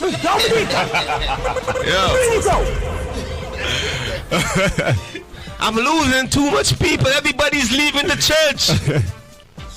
Yo, listen. Yeah, man. So check it. Where we at? Read that again. Acts chapter 12, verse 3. And because he saw it pleased the Jews, he proceeded further to take Peter also. Then he also took Peter to kill Peter. But the Lord had mercy upon Peter, man. You know what I mean? The Lord had mercy upon Peter, and Peter, they tell you the prison was shaken and Peter was let go, man. Angels came and saved him. You understand? Wasn't Peter time as yet. You feel me? It wasn't Peter time as yet, but when you keep on reading, they tell you Rome killed Peter. You understand? Nero killed Peter. Right. You know, so from there, from there, I want you to go to let me see. Go to Matthew 14:1. I read that. Now, as I'm showing you all the heathens that are called by God's name. You know what I mean? I went in the time of Christ. You had King Herod. You had Antipater. You know what I mean? You had Felix. You had all the Herodians and them. You know what I mean? They all will convert. The Herodians. They all were converts. They all were Israelites converts. They will be called Jewish today.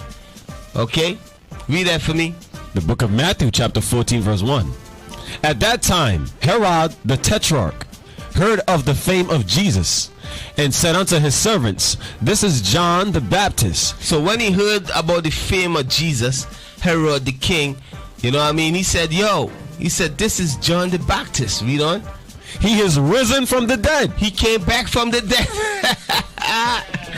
He said, John, because remember, this demon, he cut John the Baptist's head off. Right. You know what I mean? So he hear all the things. The fame of Christ went out throughout Jerusalem, and he throughout all the land, and he heard what Christ was doing. He said, damn. He said, that's John the Baptist that came back, man. You know, he like, he was scared, man. The same way all these moms get scared when they hear us teach this Bible. Right. You know what I'm saying? The same way all they get scared when they hear us teach this Bible, man. You know? So Esau, Edom, the robbers of God people, they always been trying to establish the vision that they are the Jews. You know what I mean? They always been trying to establish that vision, man. You know, but the Bible says that we gonna possess all the heathens that call by God's name. Meaning all of you heathens that call yourself Yahudah, all you heathens that call yourself Israel, that call yourself Israelites, God says you gonna be possessed. No. Let me jump on to another sect of Jews. Now, Deacon Aiton went over this like 3 weeks ago or 2 weeks ago. I think 3 weeks ago. You know, Bishop also went into this set of Jews that I'm about to mention. Bishop also went into it in depth. Captain Isaac went into it in depth. You know what I mean? So if you brothers want to get the in depth on it, you could watch a Deacon Aiton class, I think 3 weeks ago. Or you could go on IUIC in the classroom and pull up the Bishop class. Or I think Captain Isaac went into it too. So you know what I mean? If you want to go into it in depth, you could go that way. Right. You understand? But a lot of the people that call themselves the Jews today, they descended from Russia and from Germany. Right. You understand? They are called the Ashkenazi Jews. That's what they call themselves. Yes, sir. Right? You got it right. You got it right. Right. They are called the Ashkenazi Jews. Ashkenazi. That sounds German too. Yes, it is. You know what I mean? It's called the Ashkenazi Jews. You know what I mean? They came from Germany. They came from Russia and all these places. You know, these is most of the people that's in Jerusalem today. Now, when you go into the history, these people is descended from the Khazars. You understand me? The Ashkenazi Jews, they descended from the Khazars, and they have converted to being Jews. They convert to being Israelites. And right through the history, you can find it in history books. As I tell you, brothers went over that in depth. You know what I mean? Bishop went over that in depth. You know what I mean? We got the history book. So guess what? You can't lie to me, yo. You can't lie to me, yo. For real. You know? You cannot lie to us. You know what I mean? We got all the history on you momsers, man. We got all the history. And guess where the history coming from? The history coming from your own books. Your books. Because in your mind, you say these Negroes will never learn to read. That's what you taught. But guess what? We can read now. We can read now, man. That's right. You understand? So guess what? You know, the Ashkenazi Jews, even the Jews, even a lot of these Jewish guys and them, they say they understand that that these people are not the real Jews. Right. You feel what I'm saying? Even the Jewish people and them, they understand that. I'm talking about the scholars. You know, the most of you dogs that running around, you're calling yourself cat still. You know what I mean? Because your great grandfather told you was a cat. Your great grandfather told you that you was a Jew. You know what I mean? So now you really thinking that you are a Jew. Right. But guess what? You are not. You are not Yehuda. You understand? Yeah, the real Jews. Yehudi. You not Yehudi. You know what I mean? Ras Caleb, dummy Caleb. You don't know, yo. So check it. Now they might say, yo, why he talking like that? Why he talking like that, yo? Yo, listen. As I said, we ain't showing you all no mercy when it come to these scriptures. Our job is to tear down. No, let me get that tear down. Let me get that cast down every imagination, yo. You know, we ain't playing no games with you mumsers, man. Now, I mean, we ain't playing no games with you Khazars. You know, we ain't playing no games with you. You all had a big role to play in the destruction of the slaves here in America, man. In the slaves throughout the Caribbean island, you all had a big role to play in the destruction of God people, man. And because why? You all know when God people was destroyed. When God people is destroyed, you are going to be able to establish that vision that you all are the real Jews. You all know once God people is destroyed, you are going to be able to establish that vision. That is what you all do, man. That is what you all did. You know? So, yo. Oh, okay. So read that for me, okay? Yeah. All right. 2 Corinthians chapter 10, verse 5. Casting down imaginations and every high thing that exalted itself against the knowledge of God. That's why I said we ain't showing you all no mercy.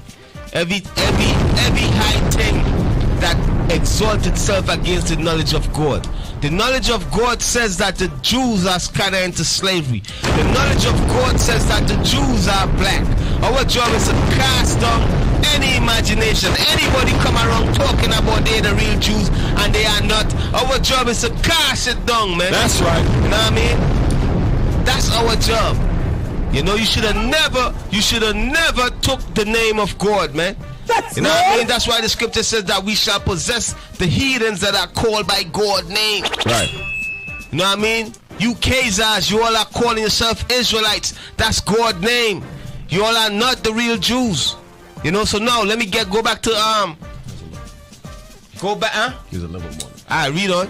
And bring it into captivity every thought to the obedience of Christ. Right, so from there, I want you to jump back to Amos 9 and 11. Amos 9 and 11. Then I'm going to show you all some clips of Esau scholars, so-called rabbis. You know what I mean? Saying that they are not that the Jews are the Khazars, man. You know, as I tell you all need in-depth histories on the Khazars. Deacon Aitan went over a class a couple of weeks ago. Isaac did a class on it. Bishop did a class on it. You all could go. And they went deep in depth on who the Khazars is. You feel what I'm saying? Right. So Amos chapter 9 verse 11. In that day will I raise up the tabernacle of David that is fallen, and close up the breaches thereof. So the tabernacle of David that is fallen, the Lord says he gonna rise us up. You know what I mean? We have been fallen where? In slavery. Our nationality was taken from us. We no longer know that we are the Jews. The robbers of God people have robbed us and took our nationality from us and taught us lies. But God says what? In that day will I raise up the tabernacle of David that is fallen. Read on. And close up the breaches thereof. Read on. And I will raise up his ruins, and I will build it as in the days of old. Read on. That they may possess the remnant of Edom. So we may possess the remnant of Edom. The remnant of Edom is the so-called white man. The remnant of them that is left over. Meaning those that was not killed when Christ returned, because everybody is not going to be killed. When you read the scripture, some of them going to go and hide in these bunkers and stuff like that. Right. But the scripture said we're going to go get them from inside of these caves and holes that they going to be hiding in. But keep on reading. That they may possess the remnant of Edom. Read on. And of all the heathen which are called by my name. And all the heathens that are called by God's name. All you other nations that calling yourself Israelites and you are not the Israelites. You know what I mean? God says you gonna be that we gonna possess all of you that is called by God's name, man. Now let me go to Revelation 2:9 and read that. This Revelation 2:9 says the same thing that Amos says. That the ending part of Amos said, Amos 9:11 says. You know what I mean? Revelation 2:9 says the same thing. Read that for me. The book of Revelation, chapter 2, verse 9.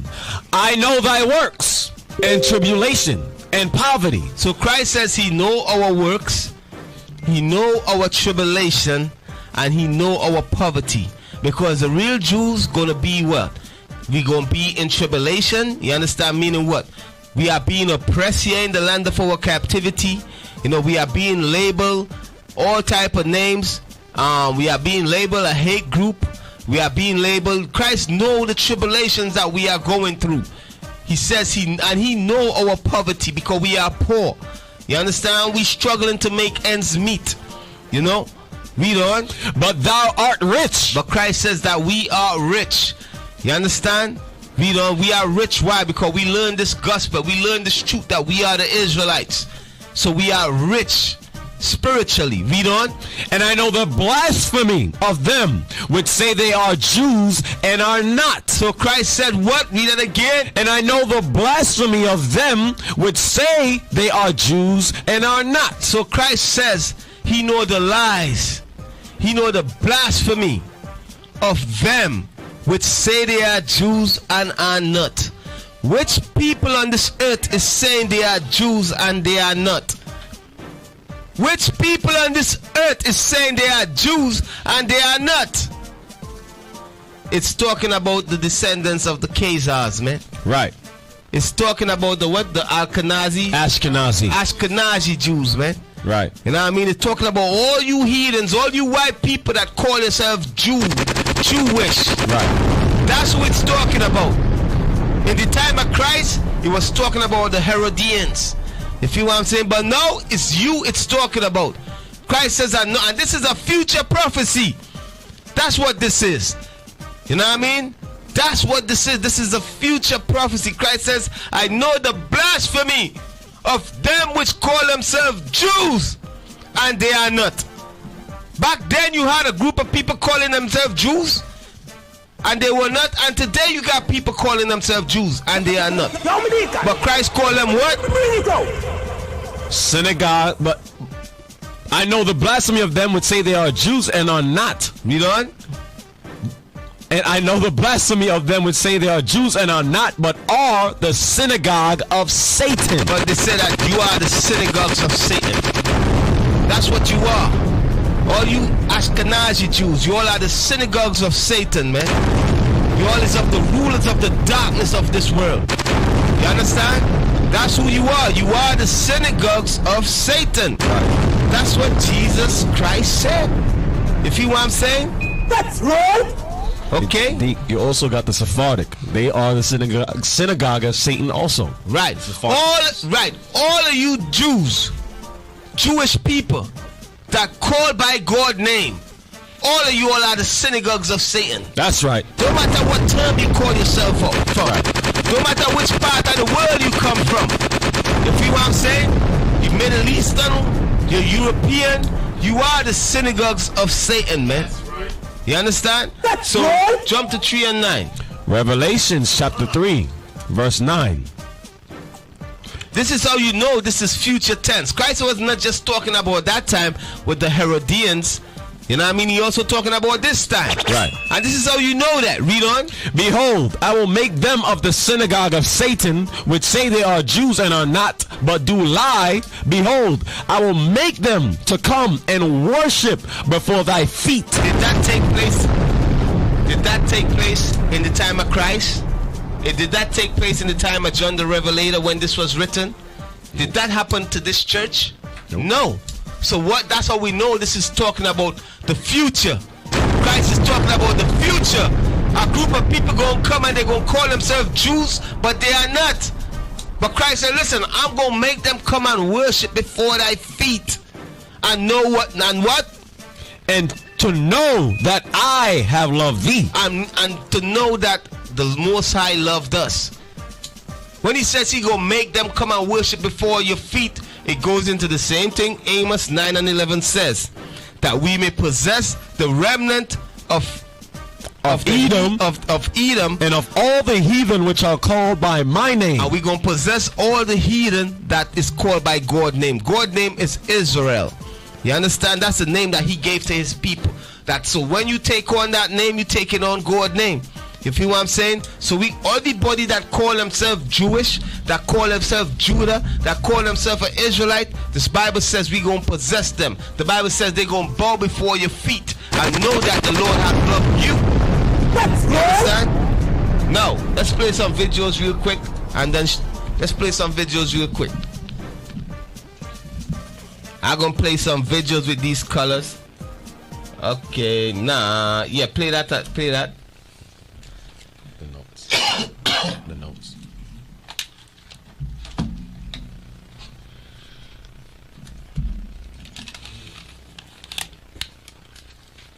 Churches don't teach this is because they don't want to get in the struggle either. Uh-oh. They don't want to make it, quote unquote, racially motivated. People, this has nothing to do with racially oriented. I'm going to say that again. This has nothing to do with being racially oriented. This is biblical. Amen. I'm going to repeat that. This is biblical. Amen. These are biblical people. If they weren't, why are they in the Bible? If God didn't want you to see this, then why did he write it? He did it because it has to do with his story. I'm saying your forefathers, now what could they? Don't miss this. Because 98% of everybody out there believes that their root starts in Africa. So they call themselves Black African Americans. And really what they should be talking to themselves is they are what? The Hebrews and the Jews of the original temple of the city of David.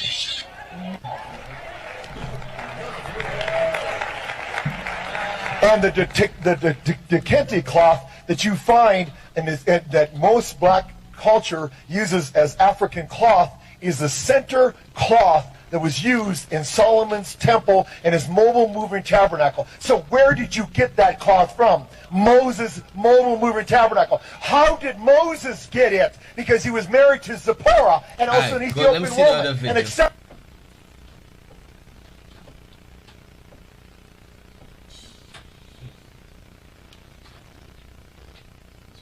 Yeah. You have something big happening is in Nigeria. You have the Igbo people, or Igbo, pronounced either way. There's 40 million of them. Also Christians, like I spoke about before, how that could happen to the children of Israel very easily. But also a lot of them are now coming out and converting back or adopting the rules of the Torah without all the paganism that they've been practicing for hundreds of years. There's been books written about it from scholars in Nigeria, from scholars from the Jewish people. And where it gets interesting is, in America, there was a slave trade. And a lot of the slaves, a very high percentage of them, came from Western Nigerian ports. And in America today, you see a very large movement of African Americans who say that they're the real chosen people, that they're the children of Israel, they're the Judeans. You know, so what are they just trying to create an identity for themselves because they were slaves, or is there really something here? And the answer is, most likely there is something there. And most likely, maybe that they were the original Israelites, and maybe that the Jewish people today who are white, Caucasian people... Yo, you heard what the so-called rabbi said. Did he just said there is some there, and that probably we are the real Israelites? Most likely. This is their scholars. You know what I mean? Why? This is their scholars saying this. Keep on playing. came in a little bit later on. We know that some of the greatest sages of the transmission of the Torah were converts from Rome. You have a man named Unclus who wrote a commentary on the Torah, unprecedented, that we still learn today. He was a convert. Some of the largest pillars on the transmission today were Roman converts. So here we are, we're Caucasian Jewish people, and now you have people in Africa saying that they're the real people of Israel. It can't be ruled out at all. We know they were sold into slavery. We know now that they're fulfilling prophecies by saying, we're coming.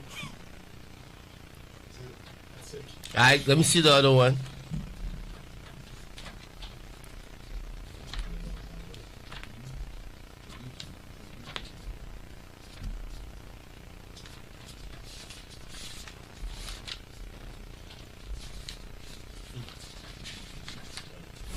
Hello and welcome to Whoever You Thought You Were, You're a Jew, the TV show that teaches the ignored truths of history.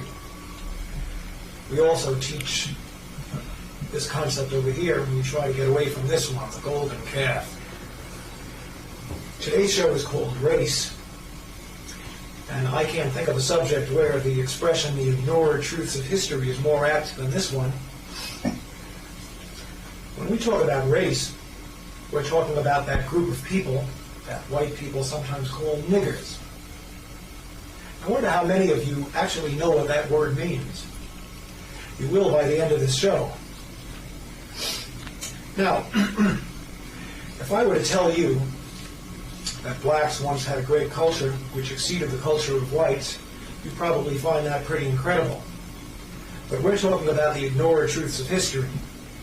Those of you who've been watching this show may perhaps recall that several weeks ago we talked about the fact that most of the Jews alive in the world today may actually be descendants of Russian converts. Now, Jews like to consider themselves to be descendants of Israel. So the fact that Russia was once a Jewish nation for 500 years, in fact, and that most Jews who are alive today may be more closely descended from Attila the Hun than from King Solomon, these are facts which are just glaring facts, and it's incredible that such things could be ignored. And the question of how such things could be ignored has an answer, and the answer is collusion. All the parties involved have silently agreed, even perhaps without ever talking to each other, they've silently agreed to just not discuss this subject. In the case of the Russian Khazar Jews, it's embarrassing and frightening to Jews to consider the possibility that they may actually be descendants of converts and may have Israeli blood. So this dude right here, this white scholar, you know what I mean? He says a collusion taking place, meaning what? A conspiracy. You know? Right. That's why they don't want to talk about certain things. That's why they don't want to talk about these people that call themselves Jewish today being descendants of the Khazars. He says that it frightened them. Right. You know what I mean? The Ashkenazi Jews, it's frightened them when we bring out history that, listen, you are not the real Jews. Right. It's frightening them. You got me? So, take that off. Let me see the another video. I got a couple of them. Oh, and also, hey, pull up that law that Trump signed and send it there. That law that executive order that Trump put out a couple months ago.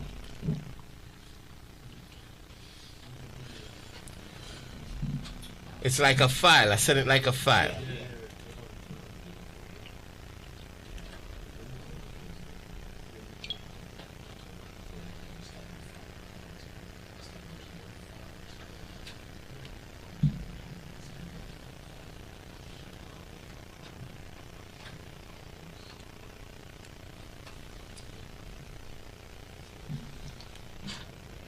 But who else are the real Shemites?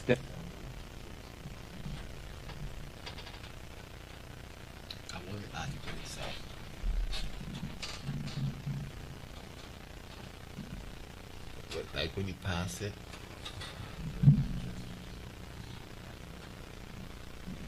But who else are the real Shemites? There are other anti-Zionist, non-Ashkenazi, Torah-keeping Jews worldwide that are the true Shemites. Just like the Yemenite Jews and the black African Shemites. And I most probably shouldn't go here, but I will anyway. You see, after the destruction of the temple, yes, many of the Jews, the poor Jews, remained in the land, but there was a migration as well of the more affluent Jews to Yemen and to other parts of Africa. Other parts of Africa. You see, the black African Shemites were actually then taken away in slave ships. Deuteronomy chapter 28, verse 68.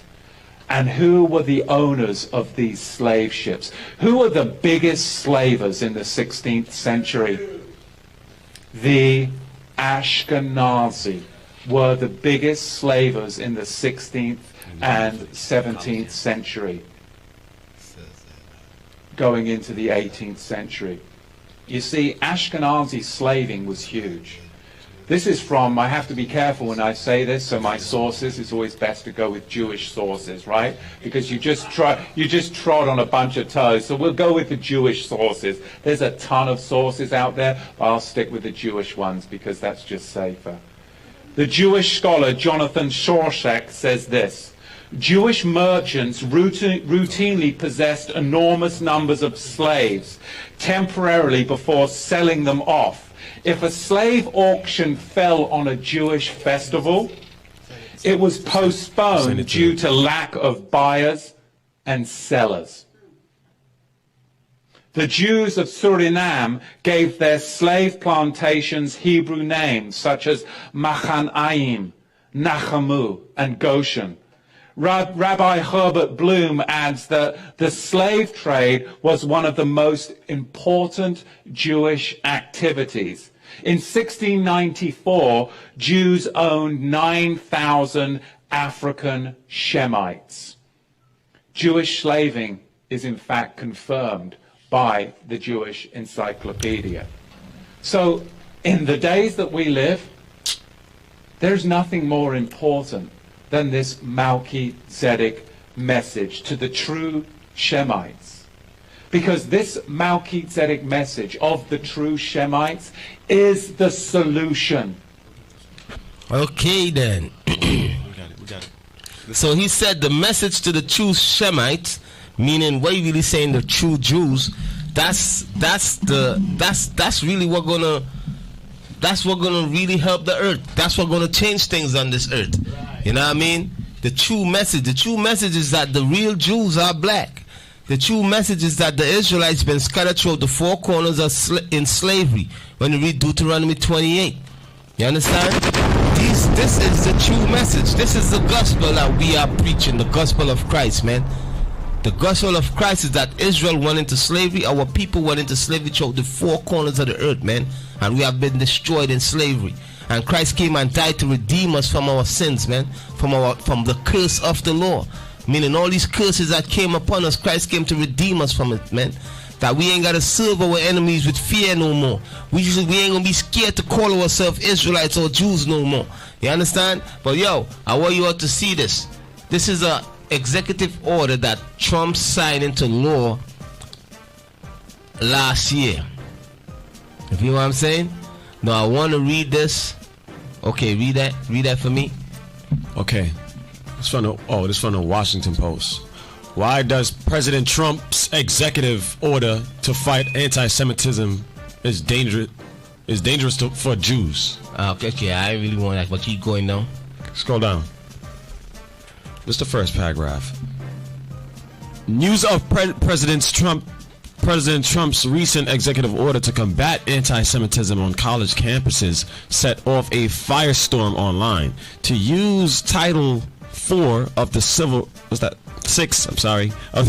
Rights Act to fight discrimination against Jews, Jews would have to be defined under that law as a nationality or a race. So the Jews before this date, before last year, the Jewish people, they was never identified as a race of people.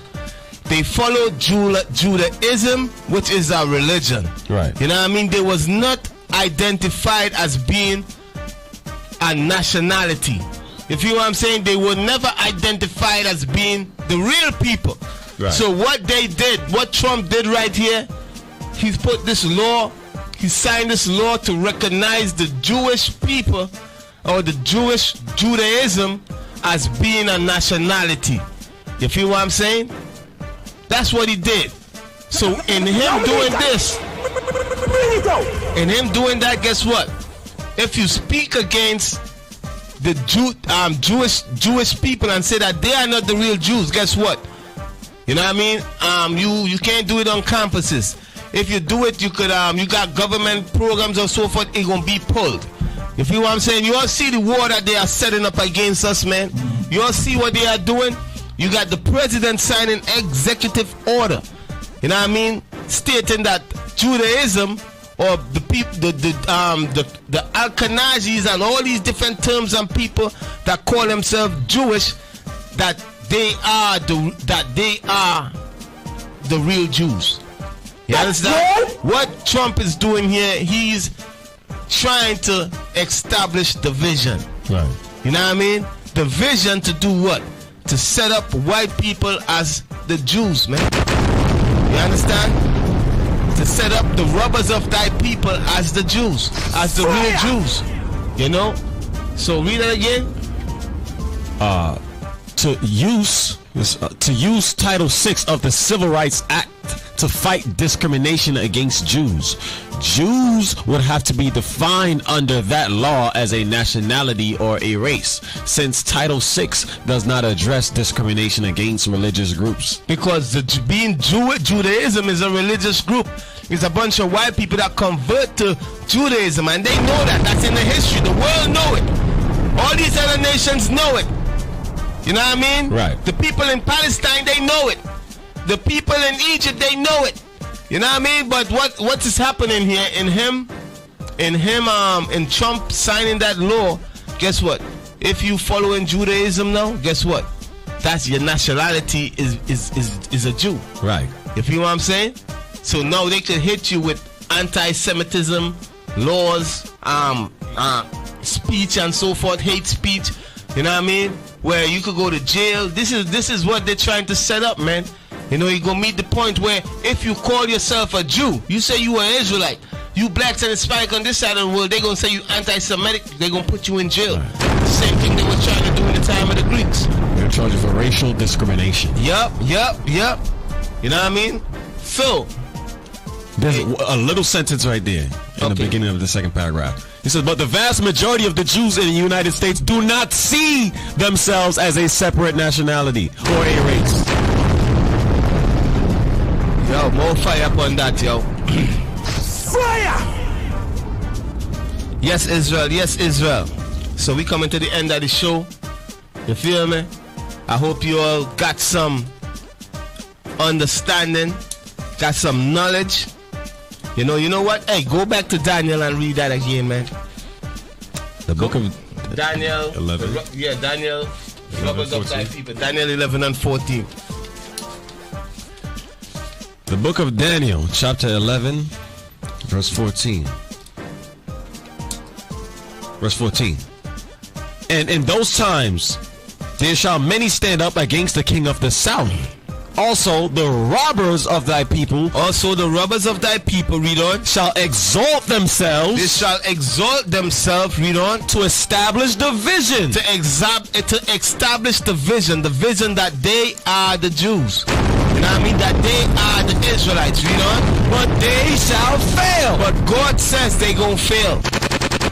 That's what Trump doing. You see what Trump doing? He signed an executive order. It don't matter. That don't mean nothing. They gonna fail. You feel what I'm saying? Why they gonna fail? Go back to Amos 9 and 11 and read that for me. Amos chapter 9 verse 11. In that day will I raise up the tabernacle of David that is fallen. The reason why they gonna fail is because the tabernacle of David is rising up, man. The real Jews is rising up. You understand? Read on.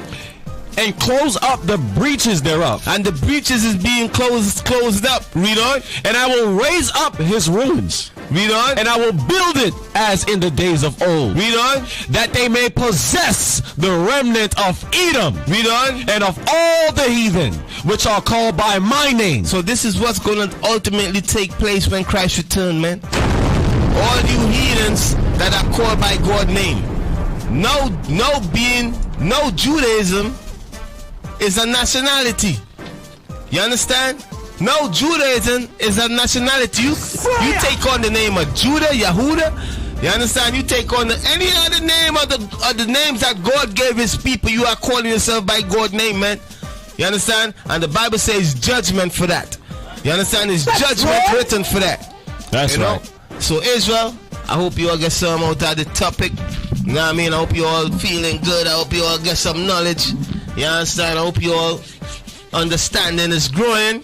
Yo, hey, you all been getting it. You all been getting some serious knowledge from us, man. The bishop, he be going into some crazy stuff. You know what I mean? Deacon Item be going into some crazy stuff. You know, the captains and them be going into some crazy stuff, man. You know, you are getting it 7 days of the week, yo. That's right. You know I mean, Deacon Yao Sabi be going into some crazy stuff. You know, I be you're getting it 7 days of the week, man. For real. You all absorb this knowledge that you are getting, man. Because you never know when they're going to try to shut us off of YouTube, man. You understand? Don't take it for granted. Absorb all the knowledge that you're getting, man. Make sure you study the Bible, man. Make sure you study what we've been teaching you, man. You understand what I'm saying?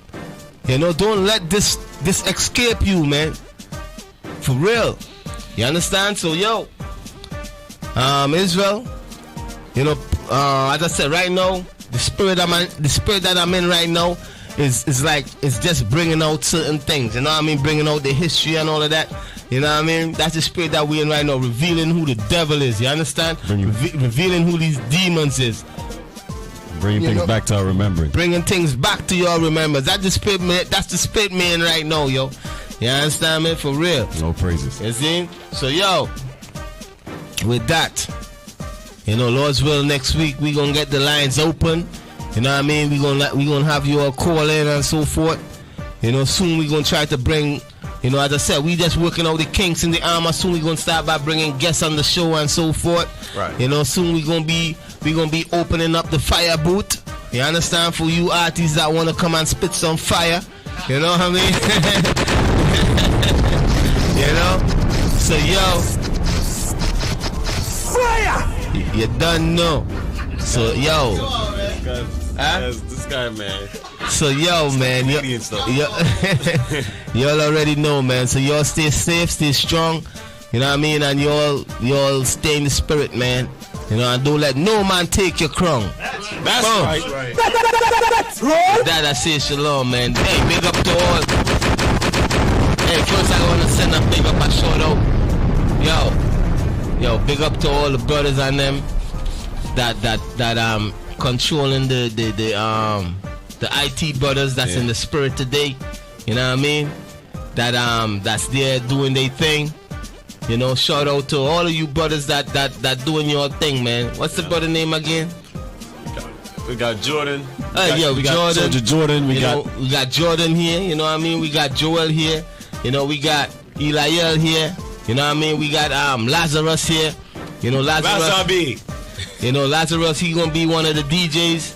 You know, now I got 2 DJs. You know what I mean? For real. So as I said in the beginning of the show, I'm gonna try to have the DJ and them do their thing, bring you on some nice vibes and thing. You know what I mean? So bring you on some of the new music that we got here in IUIC, and also the latest music. You know, and also some of the give you all some nice old school Benjamin conscious music too. You understand? So with that, brothers and sisters, I say shalom. DJ Els, do your thing. Yeah. Dream team. Benjamin in the area. Okay. 100 to my last day. Before I hit the streets, always gotta pray. Run up to the spot on the block with the work non-stop. Make it hot all day, let's spray. Might be a one-way trip. Me and my brothers at the strip. Warfare, strapped up, came up out the whip. Then we marched to the spot on the block, let it rip, let it rip. No fear, dog, get a grip, get a grip. Might be a one-way trip. Strapped up, came up out the whip. Then we marched to the spot on the block, let it rip, let it rip. I don't need a mic, I need a reader. Beat the block leader. We gon' put it down, no lie, no need to. Shout out to the teachers. 2-man can't bring an Easter. Call it what you want. You gon' feel the heater out of beater. If a heretic approach, we gon' beat him. Let's fall alive. Chairs turn the heat up on the meter like it's nothing. You ain't running from the reaper. Your mama ain't either. Or Big Bone Sheila. Running behind a woman, he gon' turn your ass to cedar. Bang, bang with it if you need it, we gon' feed you. Ain't nothing to get instructions from the leaders. Ready for a change? Bring it to the people. Brothers standing bold, purple gold with no equals. Hold the damn line, it's a sign of a Hebrew. Ain't worried about his life, ready to die for this kingdom. Believe it. Might be a one-way trip. Me and my brothers at the strip. Warfare, strapped up, came up out the whip. Then we marched to the spot, let it rip, let it rip. No fear, dog, get a grip, get a grip. Might be a one-way trip. Strapped up, came up out the whip. Then we marched to the spot, let it rip, let it rip. I miss a day, then I probably feel away. Rollin' with the pack, so you know we on the way. Face like rocks and the squad never play. And we got a block in a chokehold for the day. City gon' flood cause we come with the way. Shout out to the elders for the way y'all pay. Double honest for the hard work getting paid. Always stick the real from the start to the grave. NY, Detroit, shout out to the A. Game plan, then we run a blitz where you stay. Worldwide, never really think small ways. King for the sheep, and you dogs gotta pay. Elohim said he got something for the rats. Loyal to the cause and I can't stand a rat. Infinity North and it's old man them. Yo blocks. Anywhere with that, where with that? Running more than I want me a set. Mama said, Ezra set the top. Samurai priest, Gideon, me a set. Yo, easy, easy. Anywhere with that, where with that? Boy, I talk tough, where you set? Where you set? Send video rim, 2 rims. Samurai priest, Gideon, where you set? Love you all time, where you set? Love you all time. Yo, energy, send for the south and the north. All hell broke loose when you say we combine. Love you all time, where you set? Love you all time. Yo, send for the south and the north. All hell broke loose when you say we combine. Them a get them ammunition, allow it and copper ready. Water for my mommy, snuggle up and strap it ready. Me and the troops step on the scene, grim. Love you warfare, never loot one. Them at the ready. You know me never to business. If the boy a bag, if you diss the 12 road boy, then you're dead. Fifth rib one time, then me take off me head. Meditate bar, I pull for your set. Your judgment time come around. I be a soldier surround the compound. But the lion there, send for the own. Israel I run things, put on the crown. I be a tough talk, now we need down and them I cry. I feel your time, remember I feel your eye. Chop off me head, hang it up, samurai. Israel, shout off with a war cry. Anywhere with that, where with that? Running more than I want me a set. Mama said, Ezra set the top. Samurai priest, Gideon, me a set. Yo, easy, easy. Anywhere with that, where with that? Boy, I talk tough, where you set? Where you set? Send video rim, 2 rims. Samurai priest, Gideon, where you set? Love you all time, where you set? Love you all time. Yo, energy, send video south and the north. All hell broke loose when you say we combine. Love you all time, where you set? Love you all time. Yo, send for the south and the north. All hell broke loose when you say we combine. Stop them and me and them outside, you know them can't stop it. It's the 144,000 chosen prophet. Fool, you want to eat them can't stop it. You try for your living, but you're stuck in the ratchet. I'm like it. Yo, DJ, roll it up, fire! End up a ball. They never know where was so deep. Ain't at the street. Let them and the family run away. Can I do them, you cannot kill I again.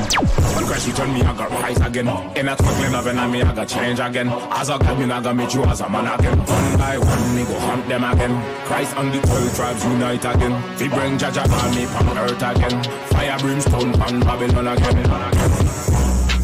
Anywhere with that, where with that? Running more than I want me a set. Mama said, Ezra set the top. Samurai priest, Gideon, me a set. Yo, easy, easy. Anywhere with that, where with that? Boy, I talk tough, where you set? Where you set?